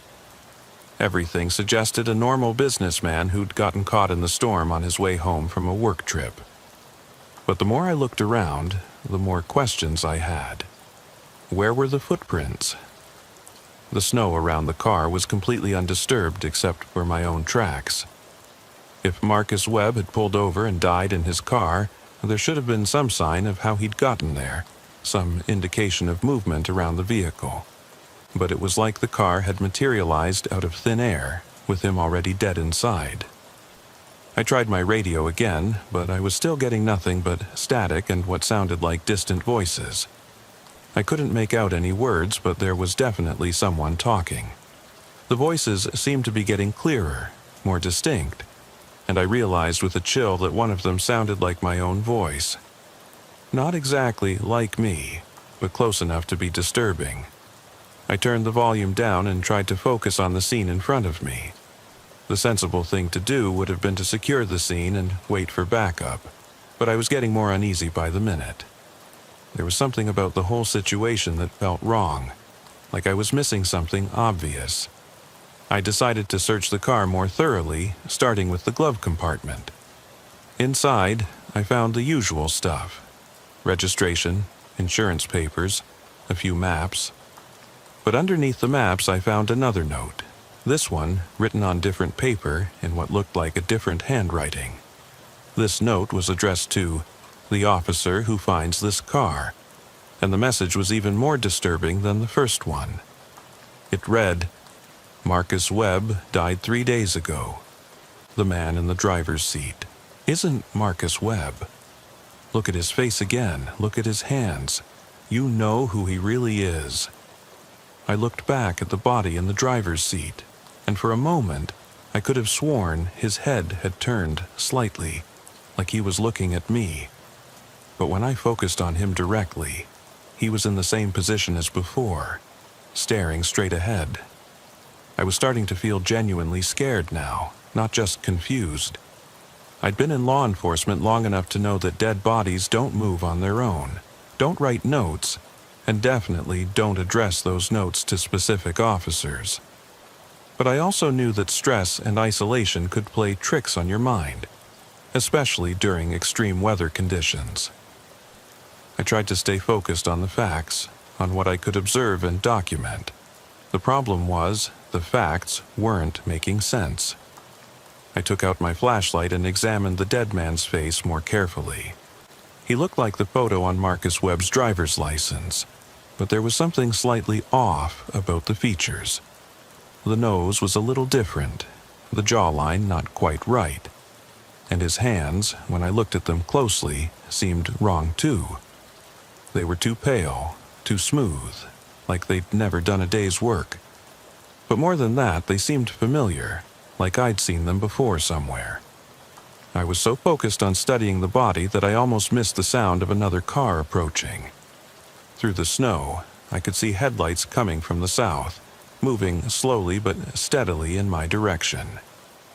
I felt a wave of relief, thinking it might be backup finally arriving. But as the car got closer, I realized it wasn't a patrol car. It was another civilian vehicle, a dark SUV that looked like it was struggling with the road conditions. The SUV pulled up behind my patrol car and stopped. I could see someone moving around inside, but the windows were tinted, and I couldn't make out any details. I walked back toward the SUV, my hand instinctively moving to my service weapon. The driver's side window rolled down, and I found myself looking at a middle-aged man with gray hair and a concerned expression. "Officer, thank God you're here," he said, his voice carrying a slight tremor. "I've been driving for hours trying to find help. My name is Dr. Richard Mason, and I'm a psychiatrist from Seattle. I received a call about a patient of mine who might be in danger, and I was told he was last seen heading north on this highway." I felt my heart skip a beat. "What's your patient's name?" "Marcus Webb," Dr. Mason replied. "He's been struggling with some serious mental health issues, and he left Seattle 3 days ago in a very disturbed state. His family is worried sick about him." I looked back at the Honda Civic, then at Dr. Mason. "Sir, I need to ask you to step out of your vehicle. I've found Mr. Webb, and this is now a crime scene." Dr. Mason's expression changed, becoming more serious. "Is he alive?" "No, sir, he's deceased. I need to ask you some questions about your patient's mental state and his recent activities." Dr. Mason nodded and got out of his SUV. He was a tall man, well-dressed despite the weather, wearing an expensive-looking coat and boots.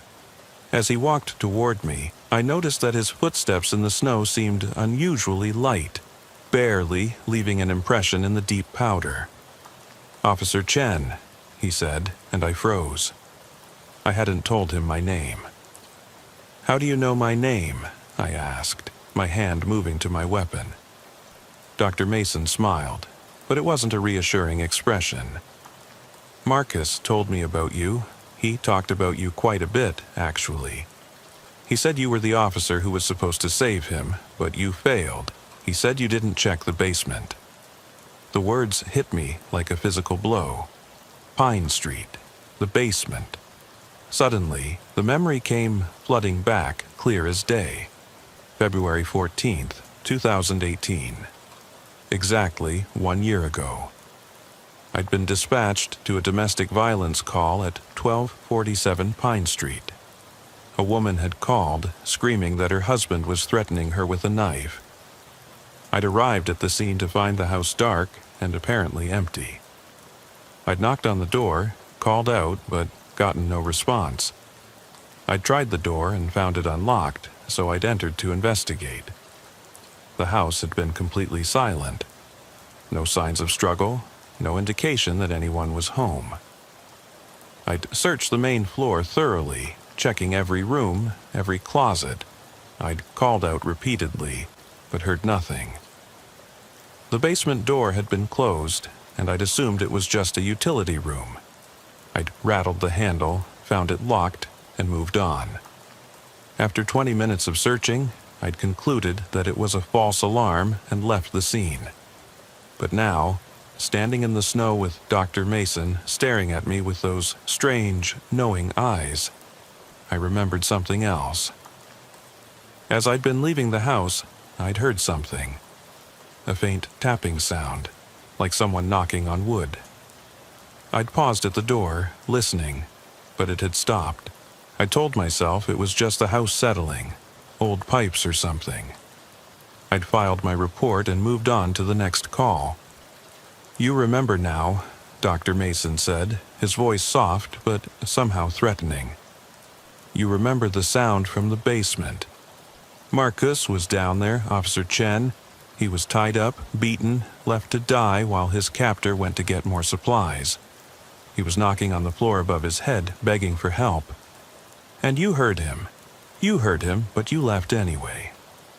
I was shaking now, both from the cold and from the realization of what I'd failed to do. I didn't know.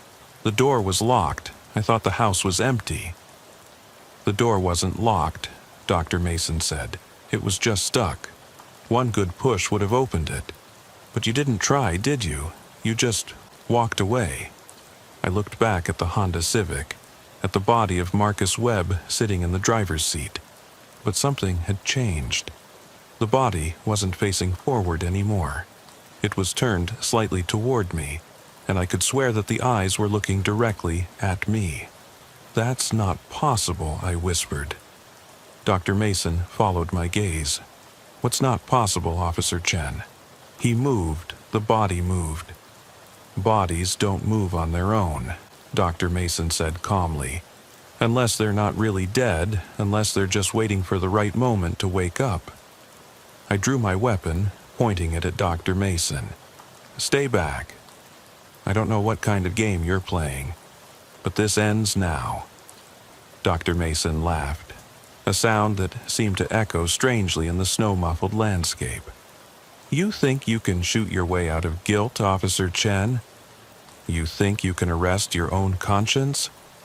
The radio in my patrol car suddenly crackled to life, and I heard my own voice coming through the speaker. "Dispatch, this is Unit 47. I'm at 1247 Pine Street conducting a welfare check. The residence appears to be empty. No sign of the complainant or any disturbance. I'm clearing the scene." But that wasn't what I'd said that night. I'd never mentioned the basement in my report.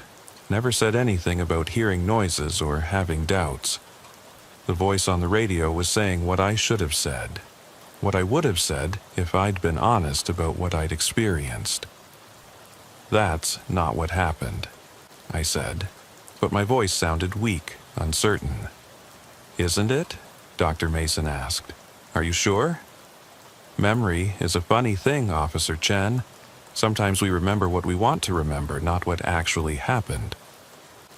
I was backing away from him now, toward my patrol car, but as I moved, I realized that the Honda Civic was no longer where I'd left it. It was directly behind me, blocking my path.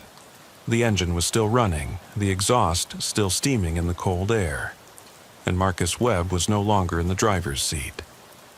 I spun around looking for him, and saw him standing about 10 feet away in the snow.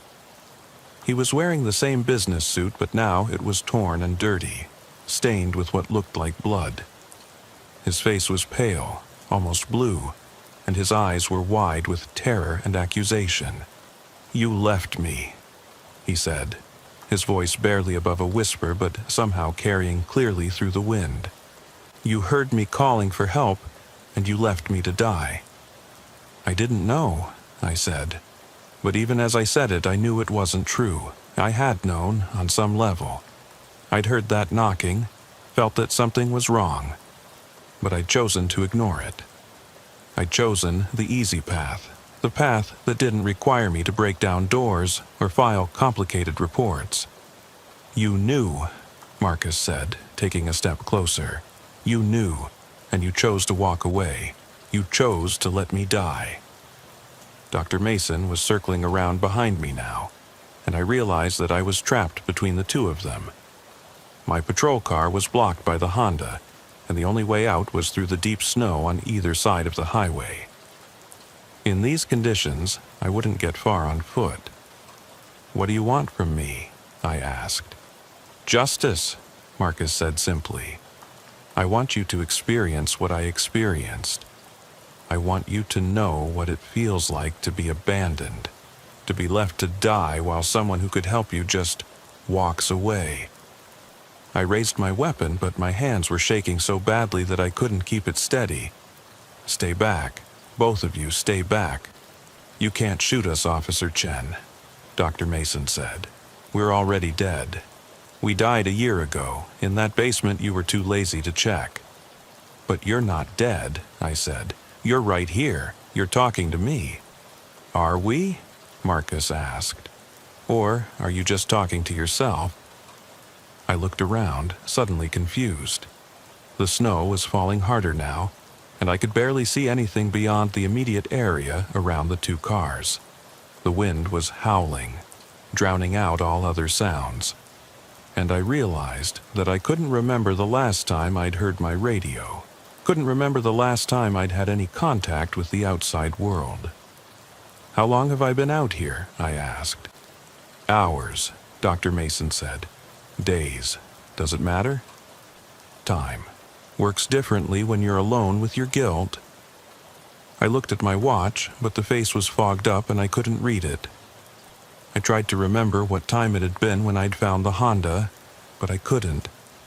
It felt like it had been minutes ago, but also like it had been forever.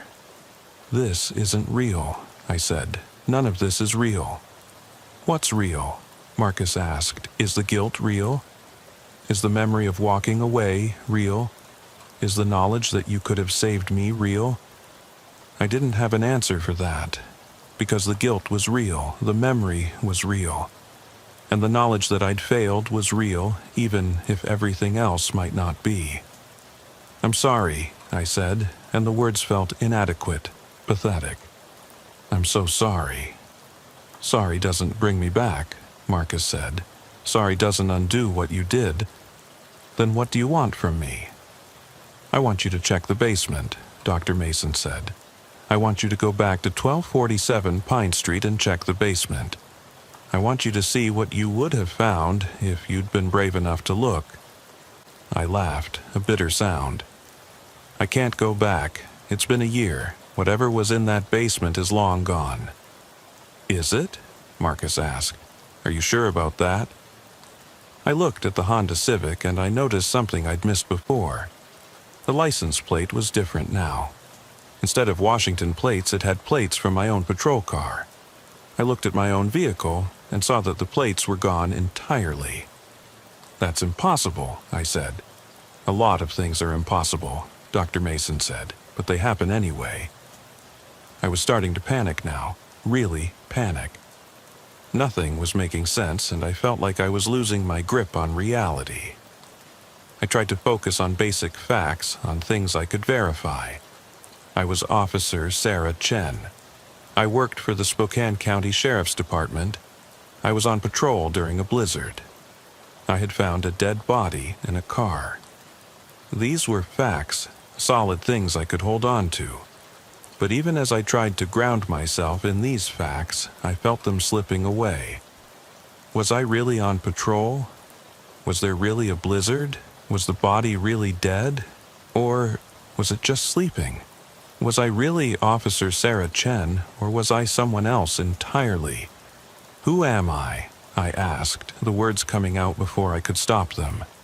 That's the question, isn't it? Dr. Mason said. Who are you really? Are you the hero who saves people, or are you the coward who walks away when things get difficult? I looked at my reflection in the window of the Honda Civic, and for a moment, I didn't recognize the person staring back at me. The face was pale, drawn, with dark circles under the eyes. The uniform looked wrong, too big, like it belonged to someone else. And the badge, when I looked at it closely, seemed to be made of some kind of dull metal that didn't reflect light properly. I need to get out of here, I said, backing away from both men. I need to call for backup. There is no backup, Marcus said. There's just you and me and the choice you made a year ago. I turned and ran, plunging into the deep snow beside the highway. The snow was deeper than I'd expected, coming up to my knees, and every step was a struggle. Behind me, I could hear Dr. Mason and Marcus following, their footsteps somehow lighter than mine, barely disturbing the snow. I ran for what felt like hours, but when I looked back, I was still in the same place. The 2 cars were still there, the 2 men were still following me, and I was still trapped in this nightmare scenario. The snow was falling harder now, and I could barely see anything beyond a few feet in any direction. Finally, exhausted and freezing, I stopped running. I turned to face my pursuers, and found them standing just a few feet away, looking exactly as they had before. They weren't even breathing hard, and there was no snow on their clothes. You can't run from this, Dr. Mason said. You can't run from what you did. I didn't do anything, I said, but the words sounded hollow even to me. Exactly, Marcus said. You didn't do anything. When you could have acted, when you could have saved a life, you chose to do nothing. And that choice has consequences. I sank to my knees in the snow, feeling the cold seeping through my uniform pants. I was tired, so tired that I could barely keep my eyes open. The snow was beautiful in its own way, peaceful and quiet. It would be easy to just lie down and let it cover me, to stop fighting and let the cold take me. That's right, Doctor, Mason said softly. Just let go, just stop fighting. It's easier this way, Marcus added. No more guilt, no more responsibility, no more choices to make. I closed my eyes and felt the snow starting to accumulate on my shoulders and back. It was tempting, so tempting to just give up. But somewhere in the back of my mind, I heard another voice, a voice that sounded like my training instructor from the academy. A police officer never gives up, the voice said. A police officer fights until the end, no matter what. I opened my eyes and struggled to my feet. Dr. Mason and Marcus were still there, but they seemed less solid somehow, like they were fading around the edges. I'm not giving up, I said, my voice stronger than I felt. I made a mistake, but I'm not giving up. You can't change the past, Marcus said, but his voice seemed to be coming from farther away now. No, I agreed, but I can change what I do next. I walked back toward the highway, toward the 2 cars that had started this whole nightmare. But as I approached, I saw that they were different now. The Honda Civic was older, rustier, like it had been sitting abandoned for months, and my patrol car looked newer, cleaner, like it had just rolled off the lot. I got into my patrol car and started the engine. The radio crackled to life, and I heard the familiar voice of dispatch. Unit 47, this is dispatch. What's your status? Dispatch, this is Unit 47, I replied. I'm at mile marker 47 on Highway 395. I need backup and an ambulance at this location. Copy that, Unit 47. Backup and ambulance en route. ETA 15 minutes. I looked at the Honda Civic one more time. Marcus Webb was back in the driver's seat, but now he looked peaceful, like he was just sleeping. Dr. Mason was nowhere to be seen. The note on the dashboard was gone, and when I checked my pocket, I found that the other note had vanished as well. When backup arrived, they found me sitting in my patrol car, staring at an empty stretch of highway. There was no Honda Civic, no dead body, no mysterious notes, just me, alone in the snow, with no explanation for why I'd called for help. The department psychologist said I'd suffered a stress-related breakdown, brought on by the isolation and extreme weather conditions. She recommended a leave of absence and regular counseling sessions. My sergeant was understanding, said that these things happen sometimes, especially to officers who work alone a lot. But I knew the truth. I knew that I'd been visited by something. Whether it was ghosts or guilt or just my own mind trying to process what I'd done, and I knew that I couldn't ignore it anymore. The next day, I drove to 1247 Pine Street.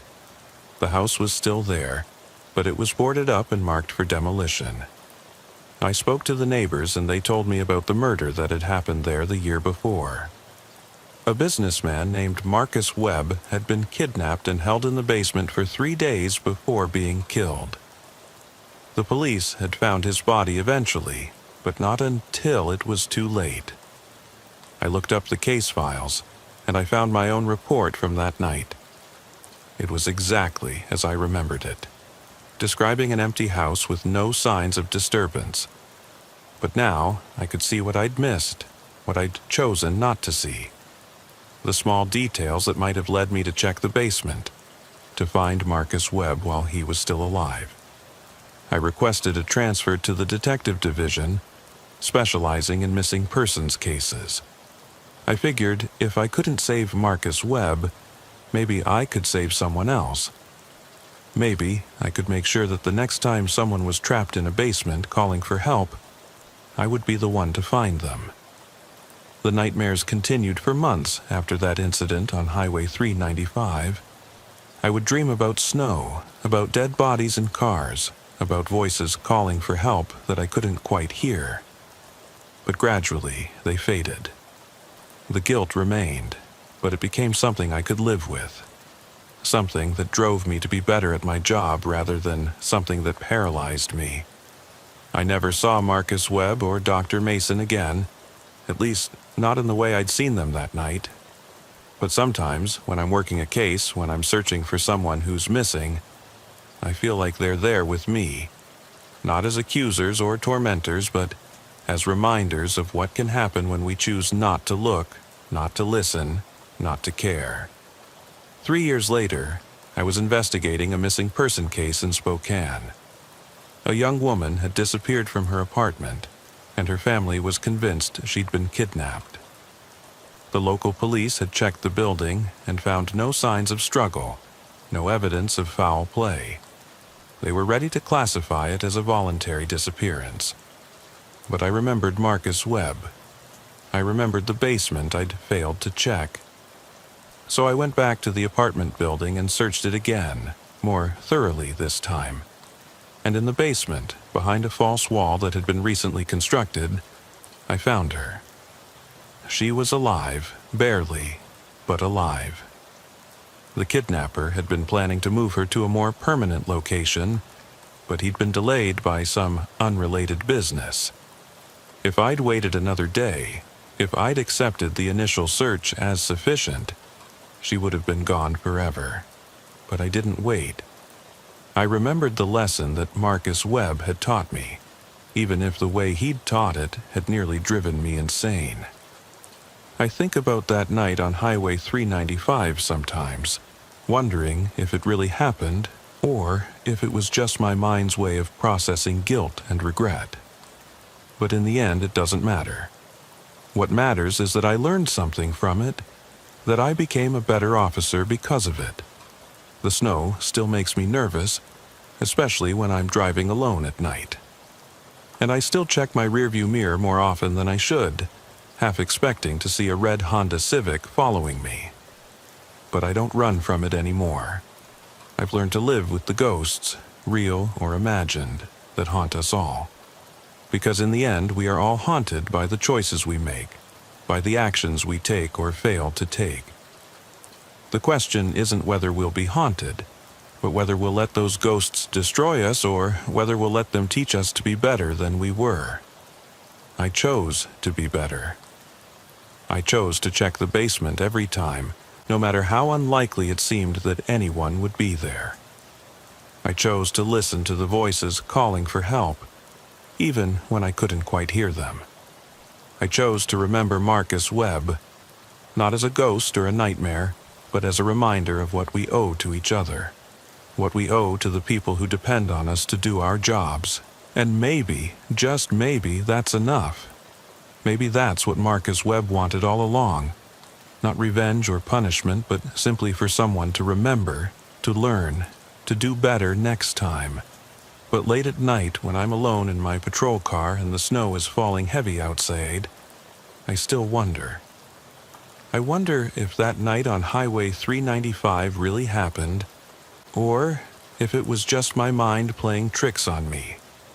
I wonder if Marcus Webb is really dead, or if he's still out there somewhere, waiting for the next officer who needs to learn the hard way what it means to serve and protect.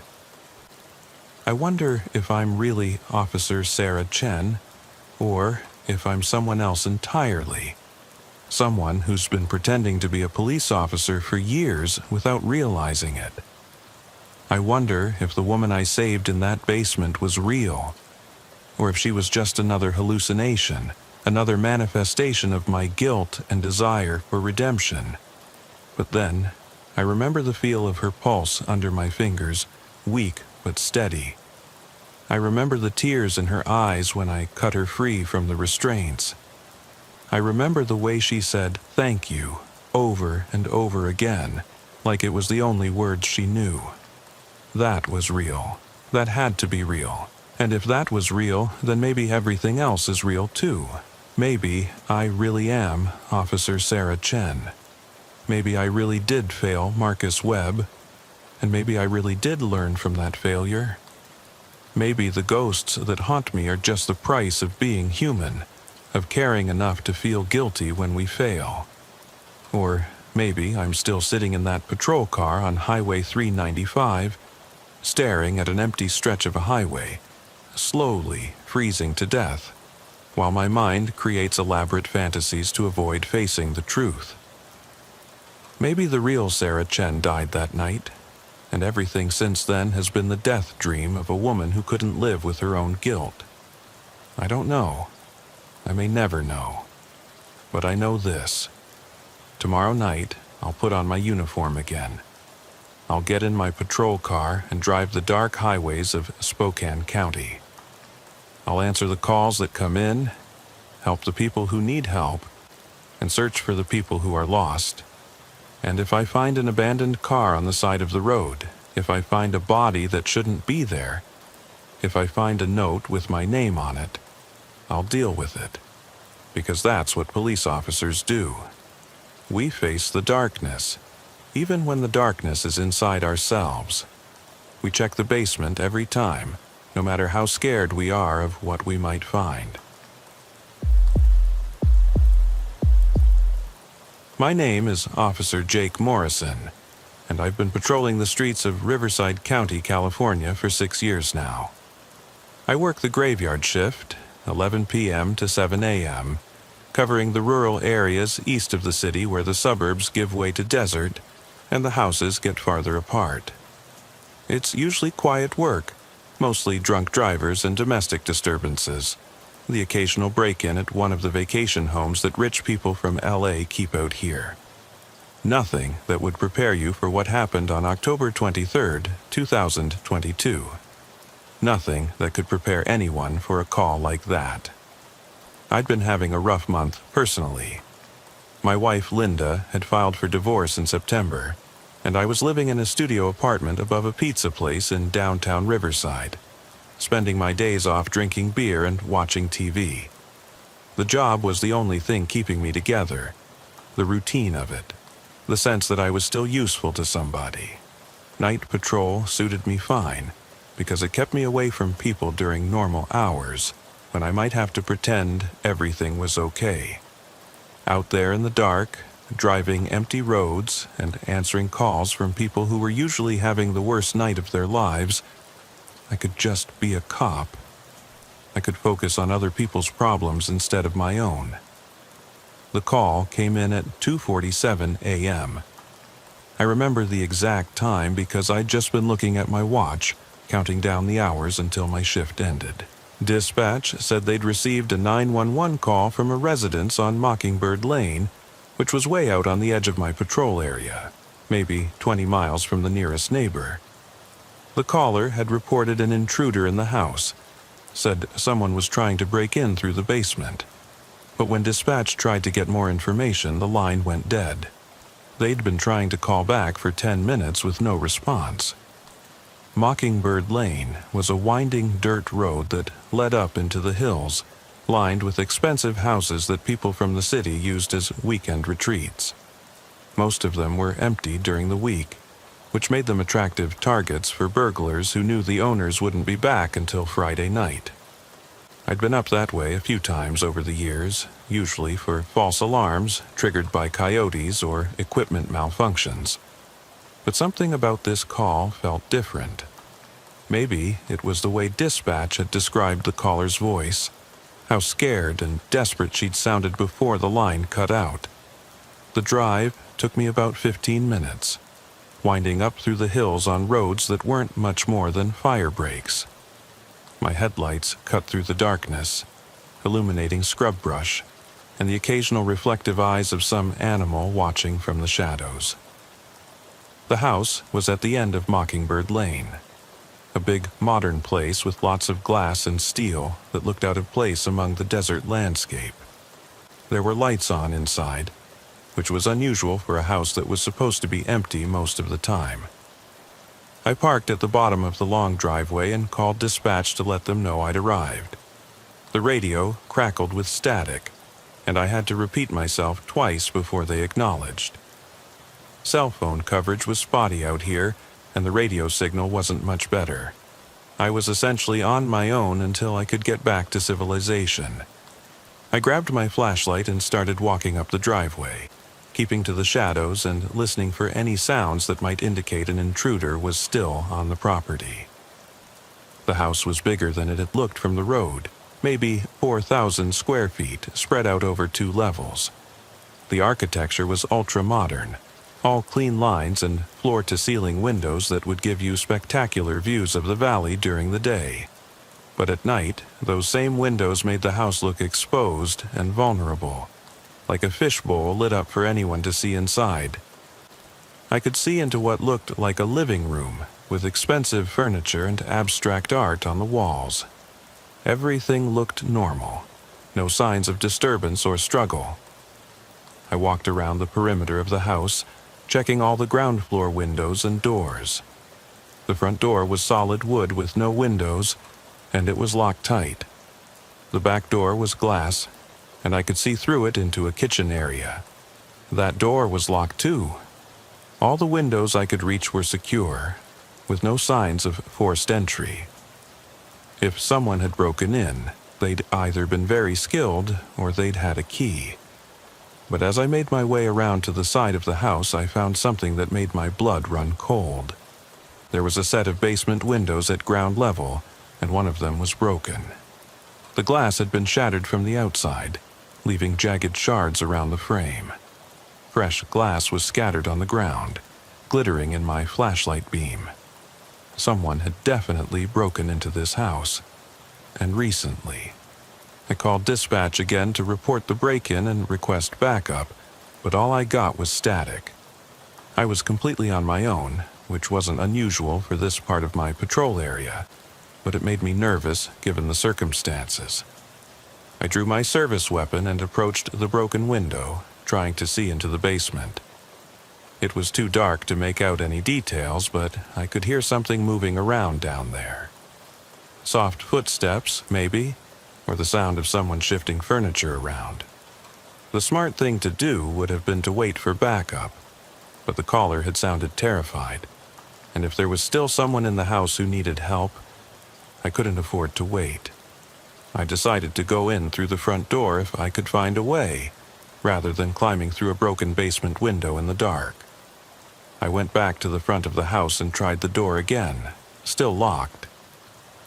But as I was standing there, trying to decide what to do next, I heard something that made my decision for me. It was a woman's voice coming from inside the house.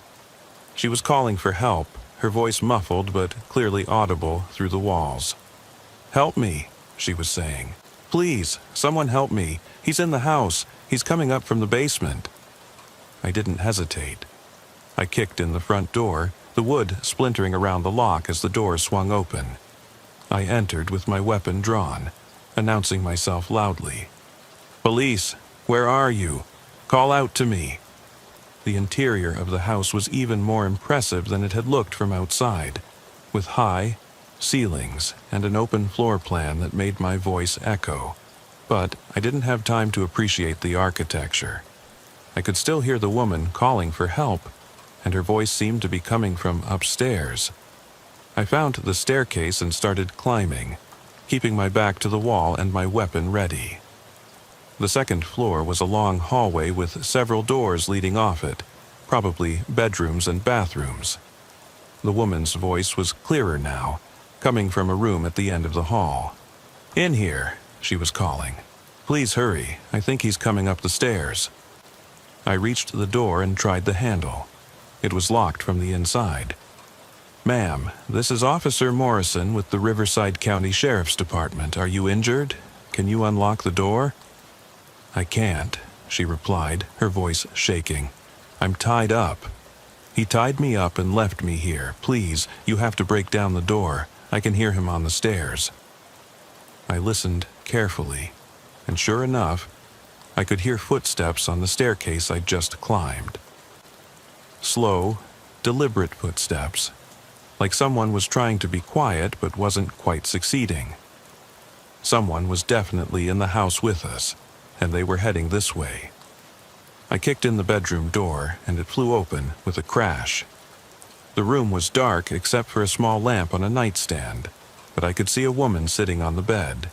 She appeared to be in her 30s with blonde hair and wearing a white nightgown. Her hands were bound behind her back with what looked like rope, and there was duct tape over her mouth. Her eyes were wide with terror, and she was making muffled sounds behind the tape. I holstered my weapon and rushed to her, pulling out my pocket knife to cut the rope around her wrists. But as I got closer, something struck me as wrong. The rope looked new, like it had just been purchased, and the duct tape over her mouth wasn't tight enough to really prevent her from talking. She could have worked it loose if she'd wanted to. But more than that, she didn't look like someone who'd been tied up for hours. Her hair was perfectly styled, her makeup was fresh, and her nightgown was clean and wrinkle-free. "Ma'am," I said, stopping just out of arm's reach. "What's your name? How long have you been here?" She made more muffled sounds and nodded toward the tape over her mouth. I reached out carefully and pulled it away, ready to jump back if this turned out to be some kind of trap. "Thank God you're here," she said, her voice clear and steady now. "My name is Jennifer Walsh. This is my house. A man broke in through the basement a few hours ago. He tied me up and said he was going to rob the place, but then he heard you coming and went back downstairs. Please, you have to cut me loose." I started cutting the rope around her wrists, but I kept my ears open for those footsteps I'd heard on the stairs. The house had gone quiet, which was almost more unnerving than hearing someone moving around. "Did you get a good look at the intruder?"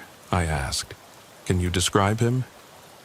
"He was wearing a mask," Jennifer said, rubbing her wrists as the rope fell away. "But he was tall, maybe 6 feet, and he had dark hair. He said he knew the house would be empty, but I came up here early this week to get some work done." Something about her story bothered me, but I couldn't put my finger on what it was. I helped her to her feet and guided her toward the door. "We need to get you out of here while I search the house." "Is there anyone else who should be here? Family members, employees, anyone like that?" "No," she said quickly. "It's just me. I live alone." We made it to the hallway, and I could see the staircase leading down to the main floor. Everything was quiet, but I had the feeling that someone was watching us from the shadows. I drew my weapon again and started down the stairs, keeping Jennifer behind me. "Stay close and stay quiet," I whispered. "We're going to go straight to my patrol car, and then I'll come back to search the house." But as we reached the bottom of the stairs, I heard something that made me freeze. It was the sound of my own radio, crackling to life from somewhere in the house. But that was impossible. My radio was clipped to my belt, and I could feel it there. Yet I could clearly hear dispatch calling my unit number, asking for a status update. "Unit 23, this is dispatch. Please respond with your status." I grabbed my radio and keyed the microphone. "Dispatch, this is Unit 23. I'm at the residence on Mockingbird Lane with the victim. Still searching for the intruder." But even as I spoke into my radio, I could hear another voice responding to dispatch from somewhere else in the house. It was my own voice, saying exactly the same words I was saying, but with a slight delay, like an echo. Jennifer heard it too. She grabbed my arm and looked at me with confusion and growing fear. "What is that? How is that possible?" I didn't have an answer for her. I'd never experienced anything like this before, and it was starting to freak me out. But I had a job to do, and there was still an intruder somewhere in the house. I guided Jennifer toward the front door, planning to get her to safety and then figure out what was going on with the radio. But when we reached the front door, it was closed and locked again. The wood around the lock was intact, showing no signs of the damage I'd caused when I kicked it in just minutes earlier. I tried the handle, but it wouldn't budge. It was as if I'd never broken into the house at all. "That's impossible," I said, examining the door more closely. "I kicked this door in. The lock was broken." Jennifer was looking at me strangely now, like she was starting to doubt my competence or my sanity. "Are you sure?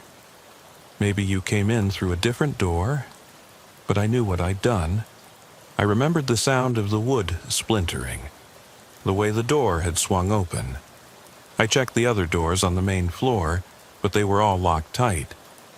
The only way out seemed to be through the broken basement window I'd found earlier, but that would mean going down into the basement where the intruder might be hiding. I tried my radio again, but this time there was no response from dispatch. Just static, and occasionally that echo of my own voice from somewhere else in the house. It was like the building itself was playing back recordings of everything I said, but with a delay that made it sound haunting and unnatural. "Jennifer," I said, "I need you to tell me exactly what happened tonight. From the beginning, don't leave anything out." She looked nervous now, wringing her hands and avoiding eye contact. "I told you, a man broke in through the basement. He tied me up and robbed the house."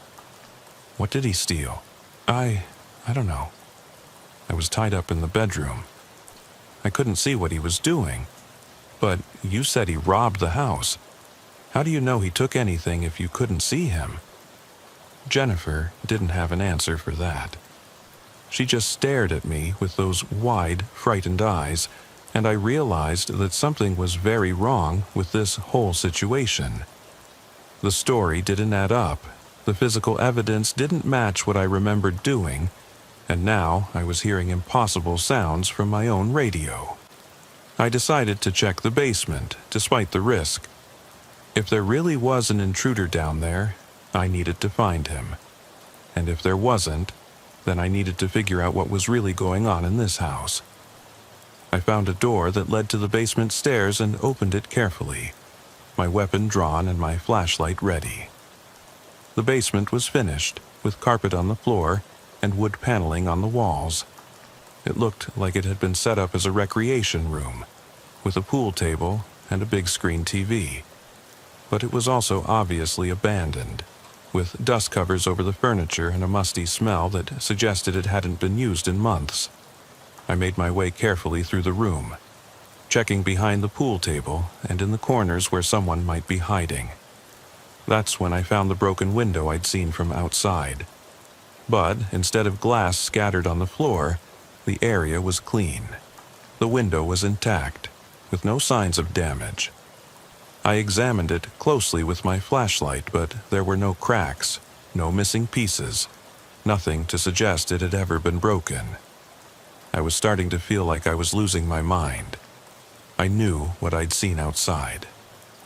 I remembered the broken glass glittering in my flashlight beam, the jagged edges around the window frame.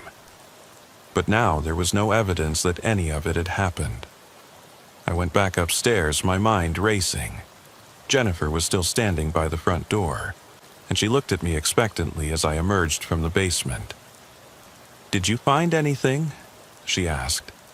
"No," I said, "nothing." "Jennifer, I need to ask you something, and I need you to be completely honest with me. Are you sure you called 911 tonight?" She hesitated for just a moment too long. "Of course I called. That's how you got here, isn't it?" "When did you call?" "What time?" Around 2:30, I think, maybe 2:45. That matched what dispatch had told me, but something in her tone suggested she was making it up as she went along. I decided to test her. "What did you tell the dispatcher?" "I told them someone was breaking into my house through the basement." "And then what happened?" "The line went dead. I guess he cut the phone line or something." But I'd seen the house from outside before I entered. All the lights were on, which meant the electricity was working. And I hadn't seen any phone lines that had been cut. More importantly, if someone had cut the landline, she would have used her cell phone to call 911, and cell towers keep detailed records of all calls. I pulled out my own cell phone and tried to call dispatch, but I had no signal. No bars at all, which was strange because I'd had at least some coverage when I'd arrived. It was as if the house was somehow blocking all communication with the outside world.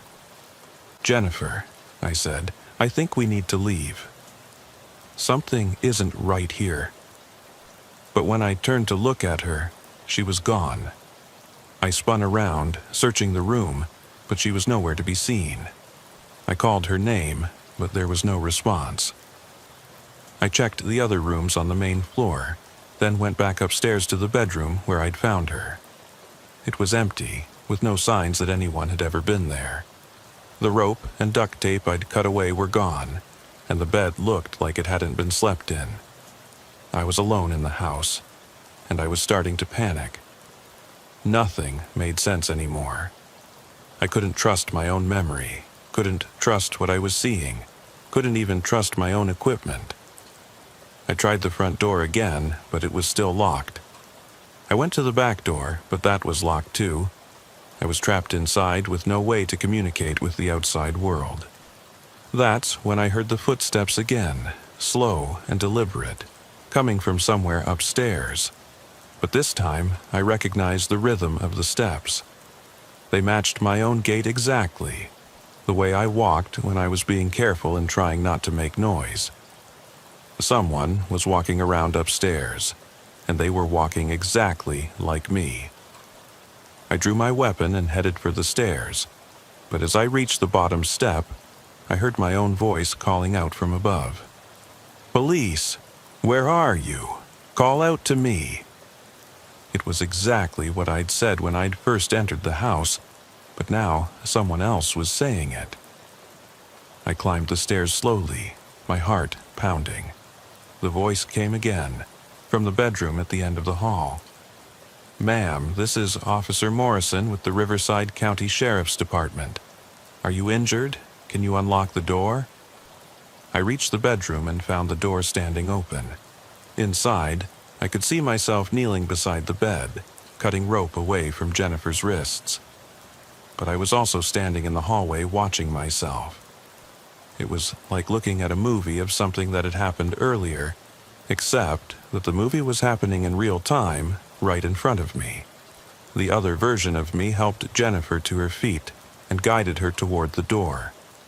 As they approached, I stepped aside to let them pass, but they walked right through me like I wasn't there.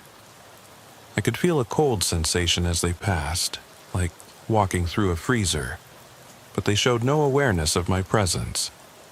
I followed them downstairs and watched as the other me tried the front door and found it locked. I watched the confusion on my own face as I examined the door and realized it showed no signs of damage.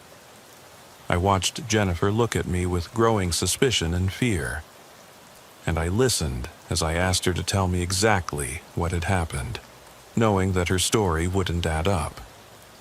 But this time, I noticed details I'd missed before. Jennifer's nightgown wasn't just clean and wrinkle-free, it was bone-dry, even though I could see now that she was sweating from fear. Her makeup wasn't just fresh, it was perfect, like she'd just stepped out of a salon. And her voice, when she spoke, had an artificial quality to it, like she was reading from a script. I followed the other me down to the basement and watched as I searched the recreation room. But this time, I could see things that I'd missed before.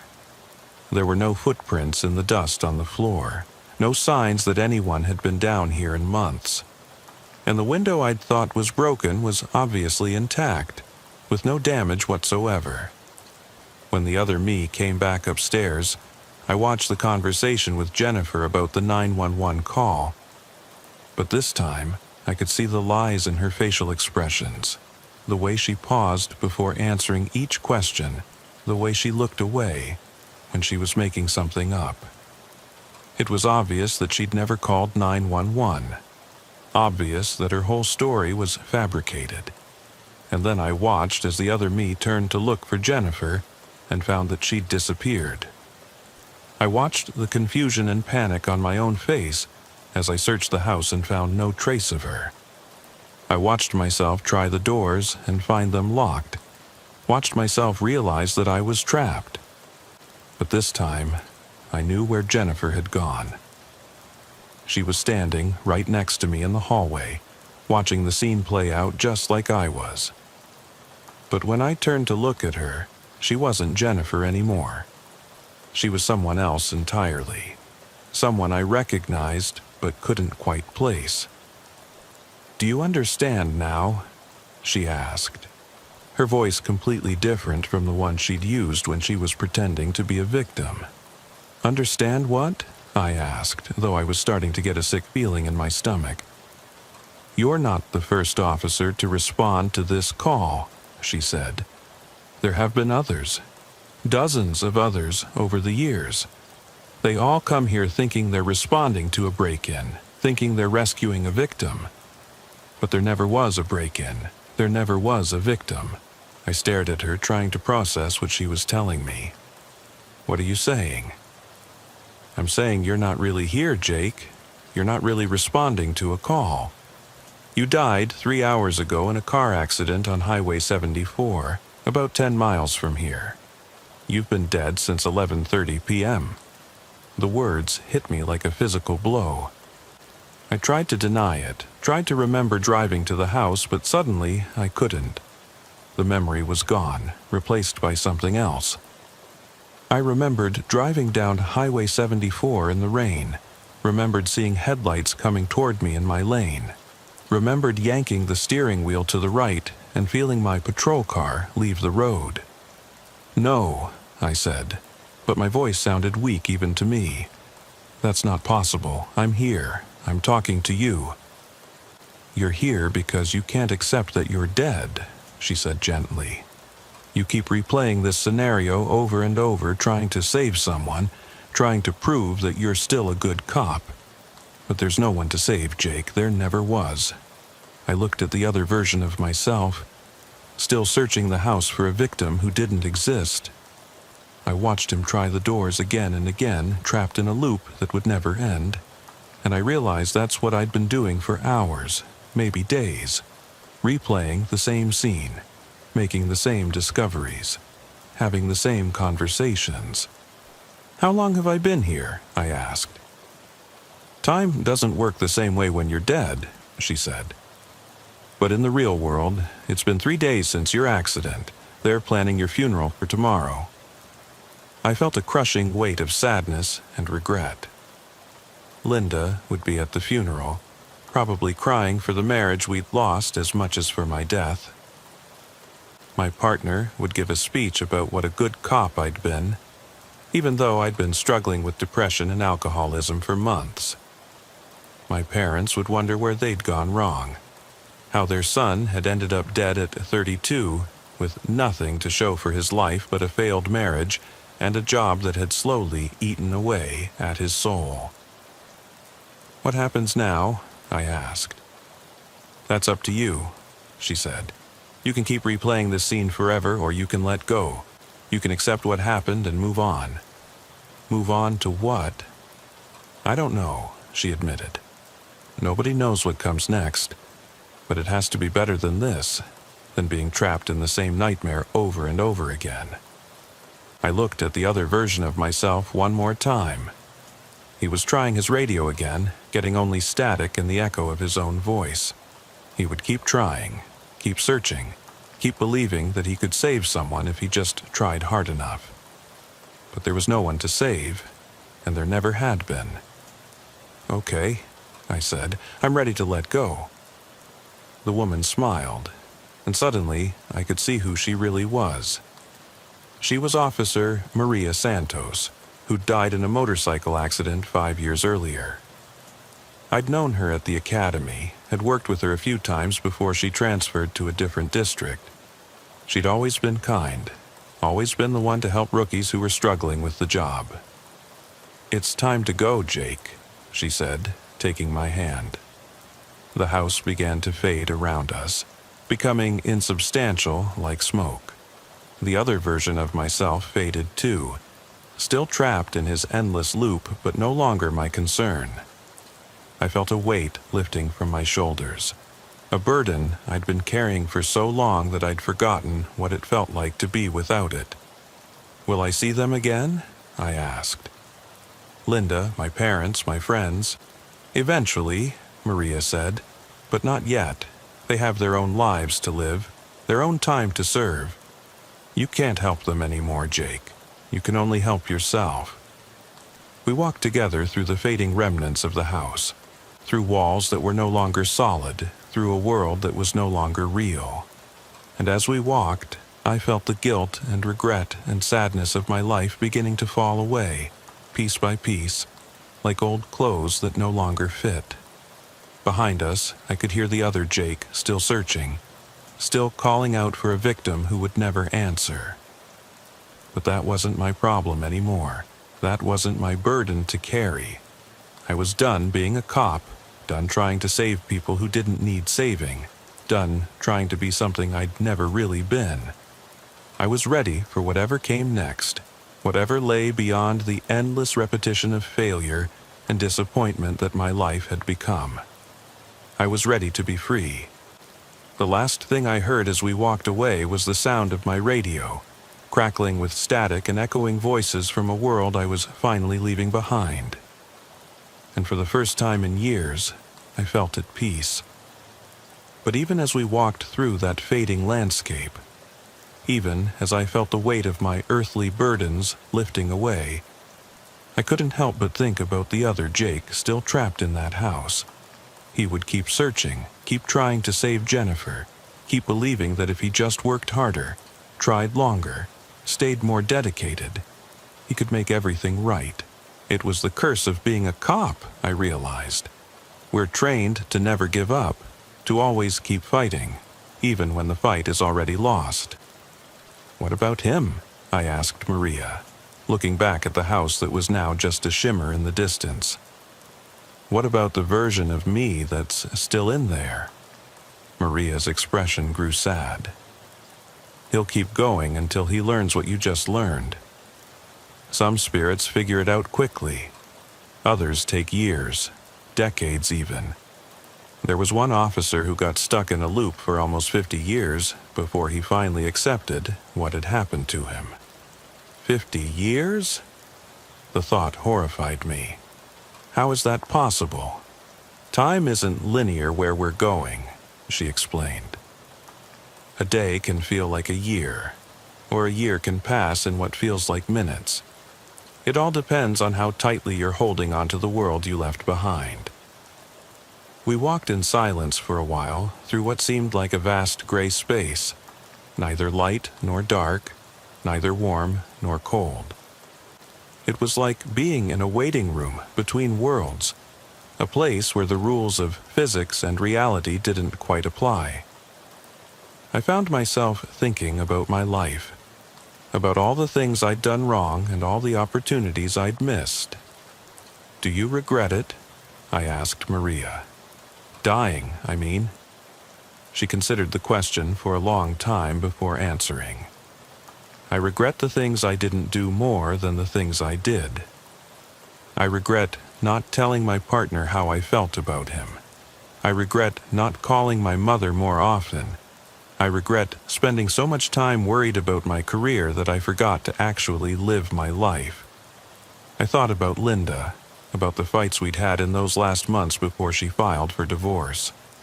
Most of them had been about my drinking, about the way I'd shut her out when I came home from particularly bad shifts. She'd tried to get me to talk to someone, to get help, but I'd been too proud, too stubborn. I'd convinced myself that I could handle it on my own, that real cops didn't need therapy. "I should have listened to her," I said.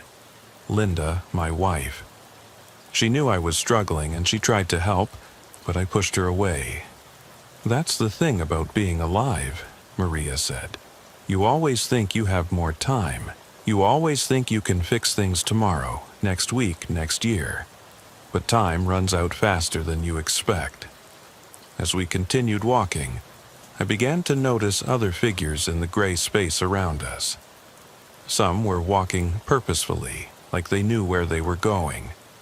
Others were wandering aimlessly, looking lost and confused, and some were just standing still, staring back in the direction they'd come from, apparently unable or unwilling to move forward.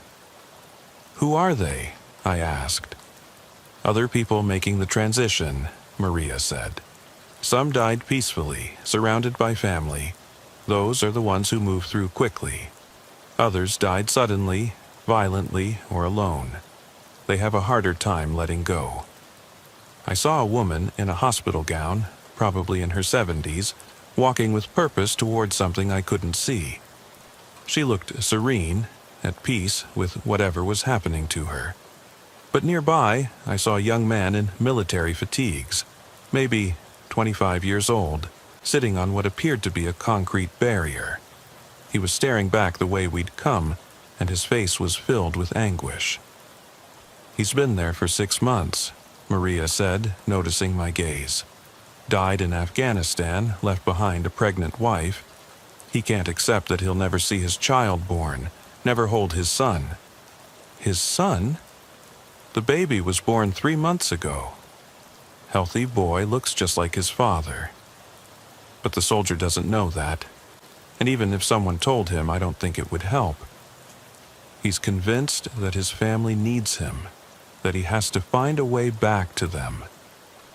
I thought about my own family, about the funeral that was happening tomorrow. Would my parents blame themselves for my death? Would Linda feel guilty about the divorce? Wonder if things might have been different if she'd tried harder to save our marriage? The thought of them carrying that burden, that unnecessary guilt, made me want to turn around and go back. But Maria seemed to sense what I was thinking. "You can't help them by staying," she said firmly. "You can only hurt them by refusing to let go. The living need to grieve, to heal, to move on with their lives. They can't do that if they sense that you're still hanging around, still trying to be part of their world." "How do you know all this?" "Because I spent 2 years trying to go back," she admitted. 2 years haunting my old precinct. trying to help my partner solve cases, trying to communicate with him. All I accomplished was making him think he was losing his mind. He started drinking, started making mistakes on the job, nearly got himself killed because he was so distracted by what he thought were messages from me. What happened to him? He eventually got help, therapy, medication, the works.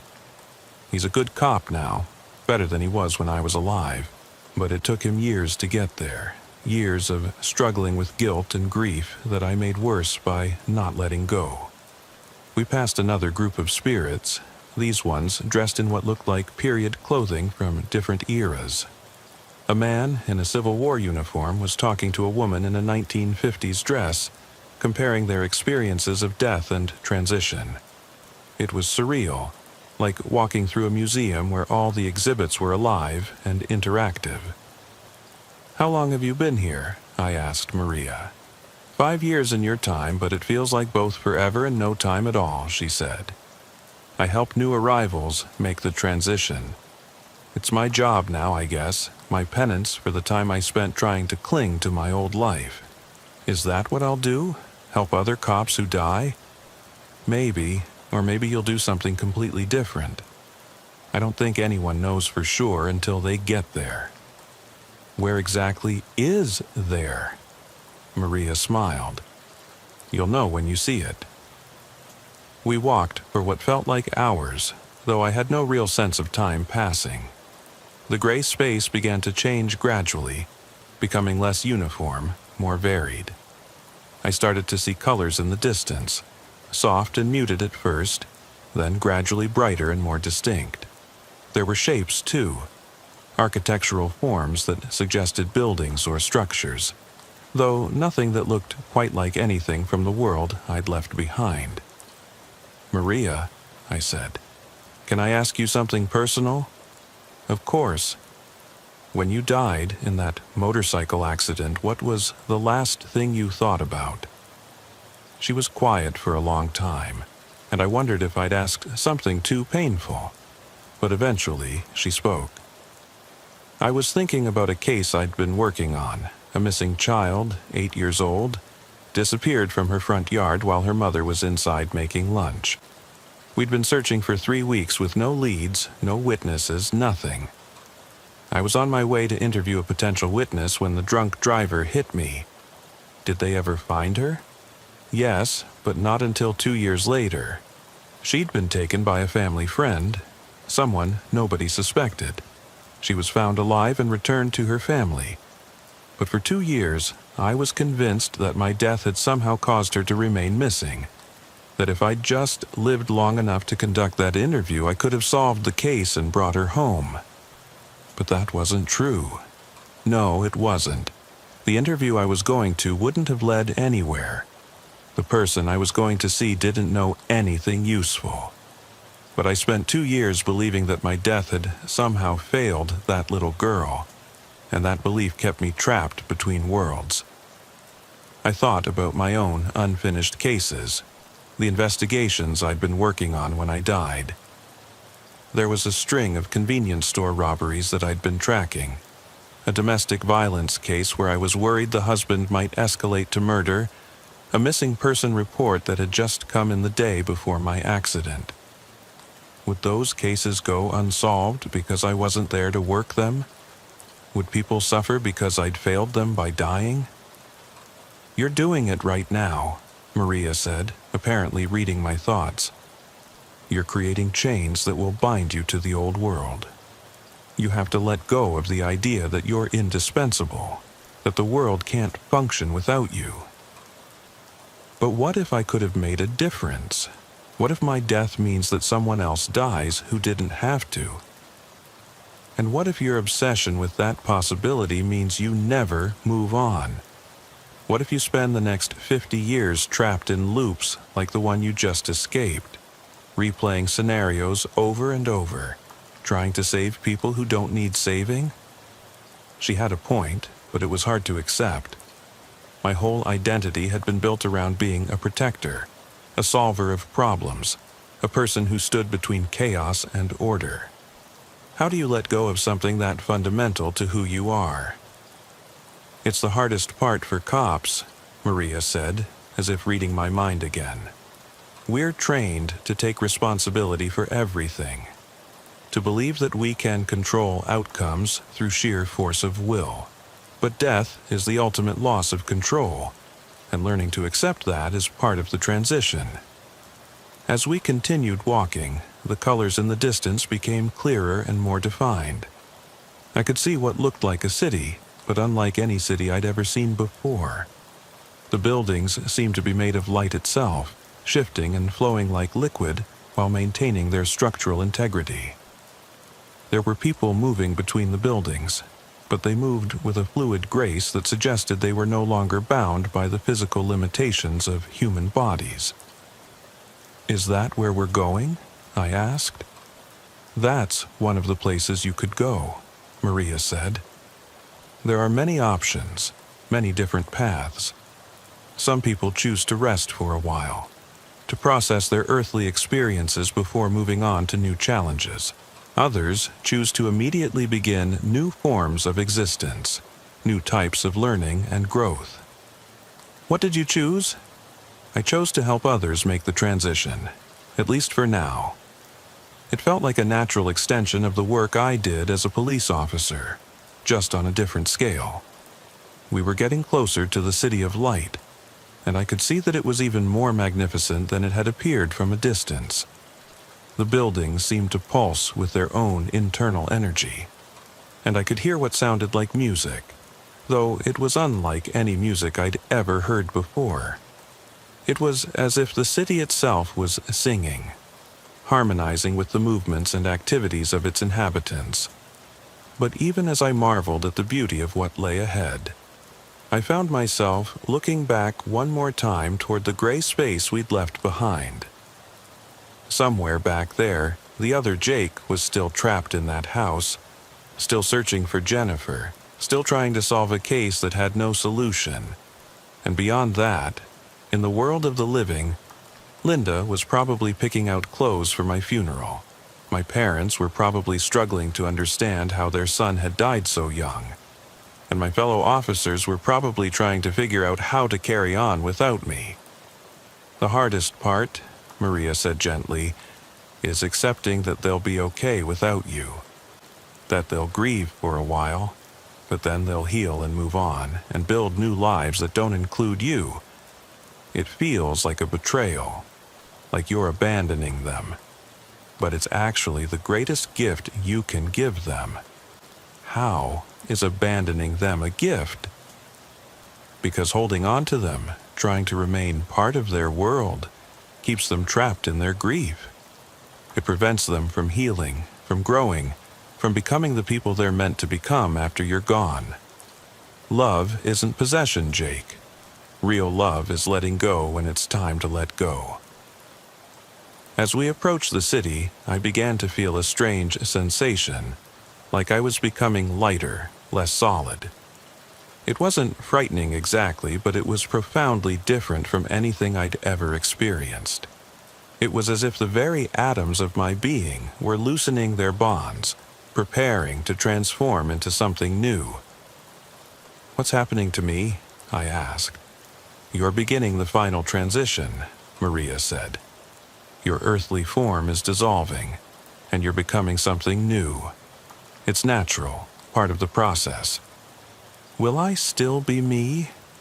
You'll be the best version of yourself, the version that was always there but was hidden by fear and pain and limitation. You'll still have your memories, your experiences, your essential nature, but you'll be free of all the things that held you back when you were alive." I thought about the person I'd been in life, the anger and frustration and disappointment that had defined so much of my existence. The failed marriage, the drinking problem, the depression that I'd tried so hard to hide from everyone around me. Would all of that really just fall away, leaving behind some purified version of myself? What about my mistakes? I asked. What about all the things I did wrong? They're part of your story, part of what brought you to this point, Maria said. but they don't define you anymore. They're just experiences you had, lessons you learned, stepping stones on the path to who you're becoming. We reached the edge of the city, and I could see that there were others waiting there to greet new arrivals. Some I recognized as people who had died during my lifetime, faces I'd seen in obituaries or news reports. Others were completely unfamiliar, but they all radiated the same sense of peace and completion that I was beginning to feel myself. An older man approached us, wearing what looked like a police uniform, but one that seemed to be made of the same light as the buildings around us. He had kind eyes and a gentle smile, and something about him seemed familiar, though I was sure I'd never met him before. "Officer Morrison," he said, extending his hand. "Welcome. I'm Captain William Hayes, retired from this life in 1987. I've been looking forward to meeting you." I shook his hand, surprised by how solid it felt despite its apparent composition of light. "How do you know me?" "I know all the officers who make the transition," he said. "It's part of my work here. I help them understand what comes next, help them choose their path forward." "Their path?" "There are many possibilities," Captain Hayes explained. "Some choose to rest and reflect on their earthly experiences. Some choose to reincarnate, to return to physical existence with new challenges and opportunities. Some choose to become guides for others who are making the transition. And some choose to explore entirely new forms of existence that have no parallel in the physical world." I looked around at the city, at the beings of light moving through it with such purpose and grace. "What did you choose?" "I chose to serve," he said. "It's what I always did best in life, so it felt natural to continue in death. But my service here is different, broader, more meaningful than anything I could do when I was bound by physical limitations." Maria squeezed my hand. "This is where I leave you," she said. "Captain Hayes will take good care of you from here." "Will I see you again?" "Of course. Time and space work differently here. We're all connected, all part of the same larger existence. When you're ready, when you want to see me again, you'll be able to." She gave me a hug, and I felt a warmth and peace that I'd never experienced in life. It was like being embraced by unconditional love itself, like coming home after a long and difficult journey. "Thank you," I said, "for everything, for helping me understand, for showing me the way." "You would have found it eventually," she said. "You're stronger than you think, Jake. You always were." She walked away, back toward the gray space where other lost souls were probably struggling with their own transitions. I watched her go with a mixture of sadness and gratitude, knowing that she was returning to help others the way she'd helped me. Captain Hayes put a gentle hand on my shoulder. "Ready to see what comes next?" he asked. I took one last look back toward the world I'd left behind, toward the darkness where the other Jake was still trapped in his endless loop of failure and frustration. I sent him a silent message of encouragement, a hope that he would eventually find the strength to let go as I had. And then I turned toward the city of light, toward whatever new existence awaited me there. "I'm ready," I said, and meant it. Together we walked into the city, and I felt the last of my earthly weight fall away. I was no longer Officer Jake Morrison of the Riverside County Sheriff's Department. I was something new, something better, something free. And for the first time since I could remember, I was truly at peace. The city welcomed me with its song of light and harmony, and I knew that whatever came next, whatever new challenges and opportunities awaited me, I would face them with the wisdom I'd gained from both my life and my death. I was ready to serve again in whatever capacity this new existence required. I was ready to be more than I'd ever been able to be when I was alive. And somewhere in the distance, barely audible over the city's celestial music, I could still hear the echo of that radio static calling out across the void between worlds. But it no longer held any power over me. It was just a memory now, a reminder of what I'd left behind and how far I'd come.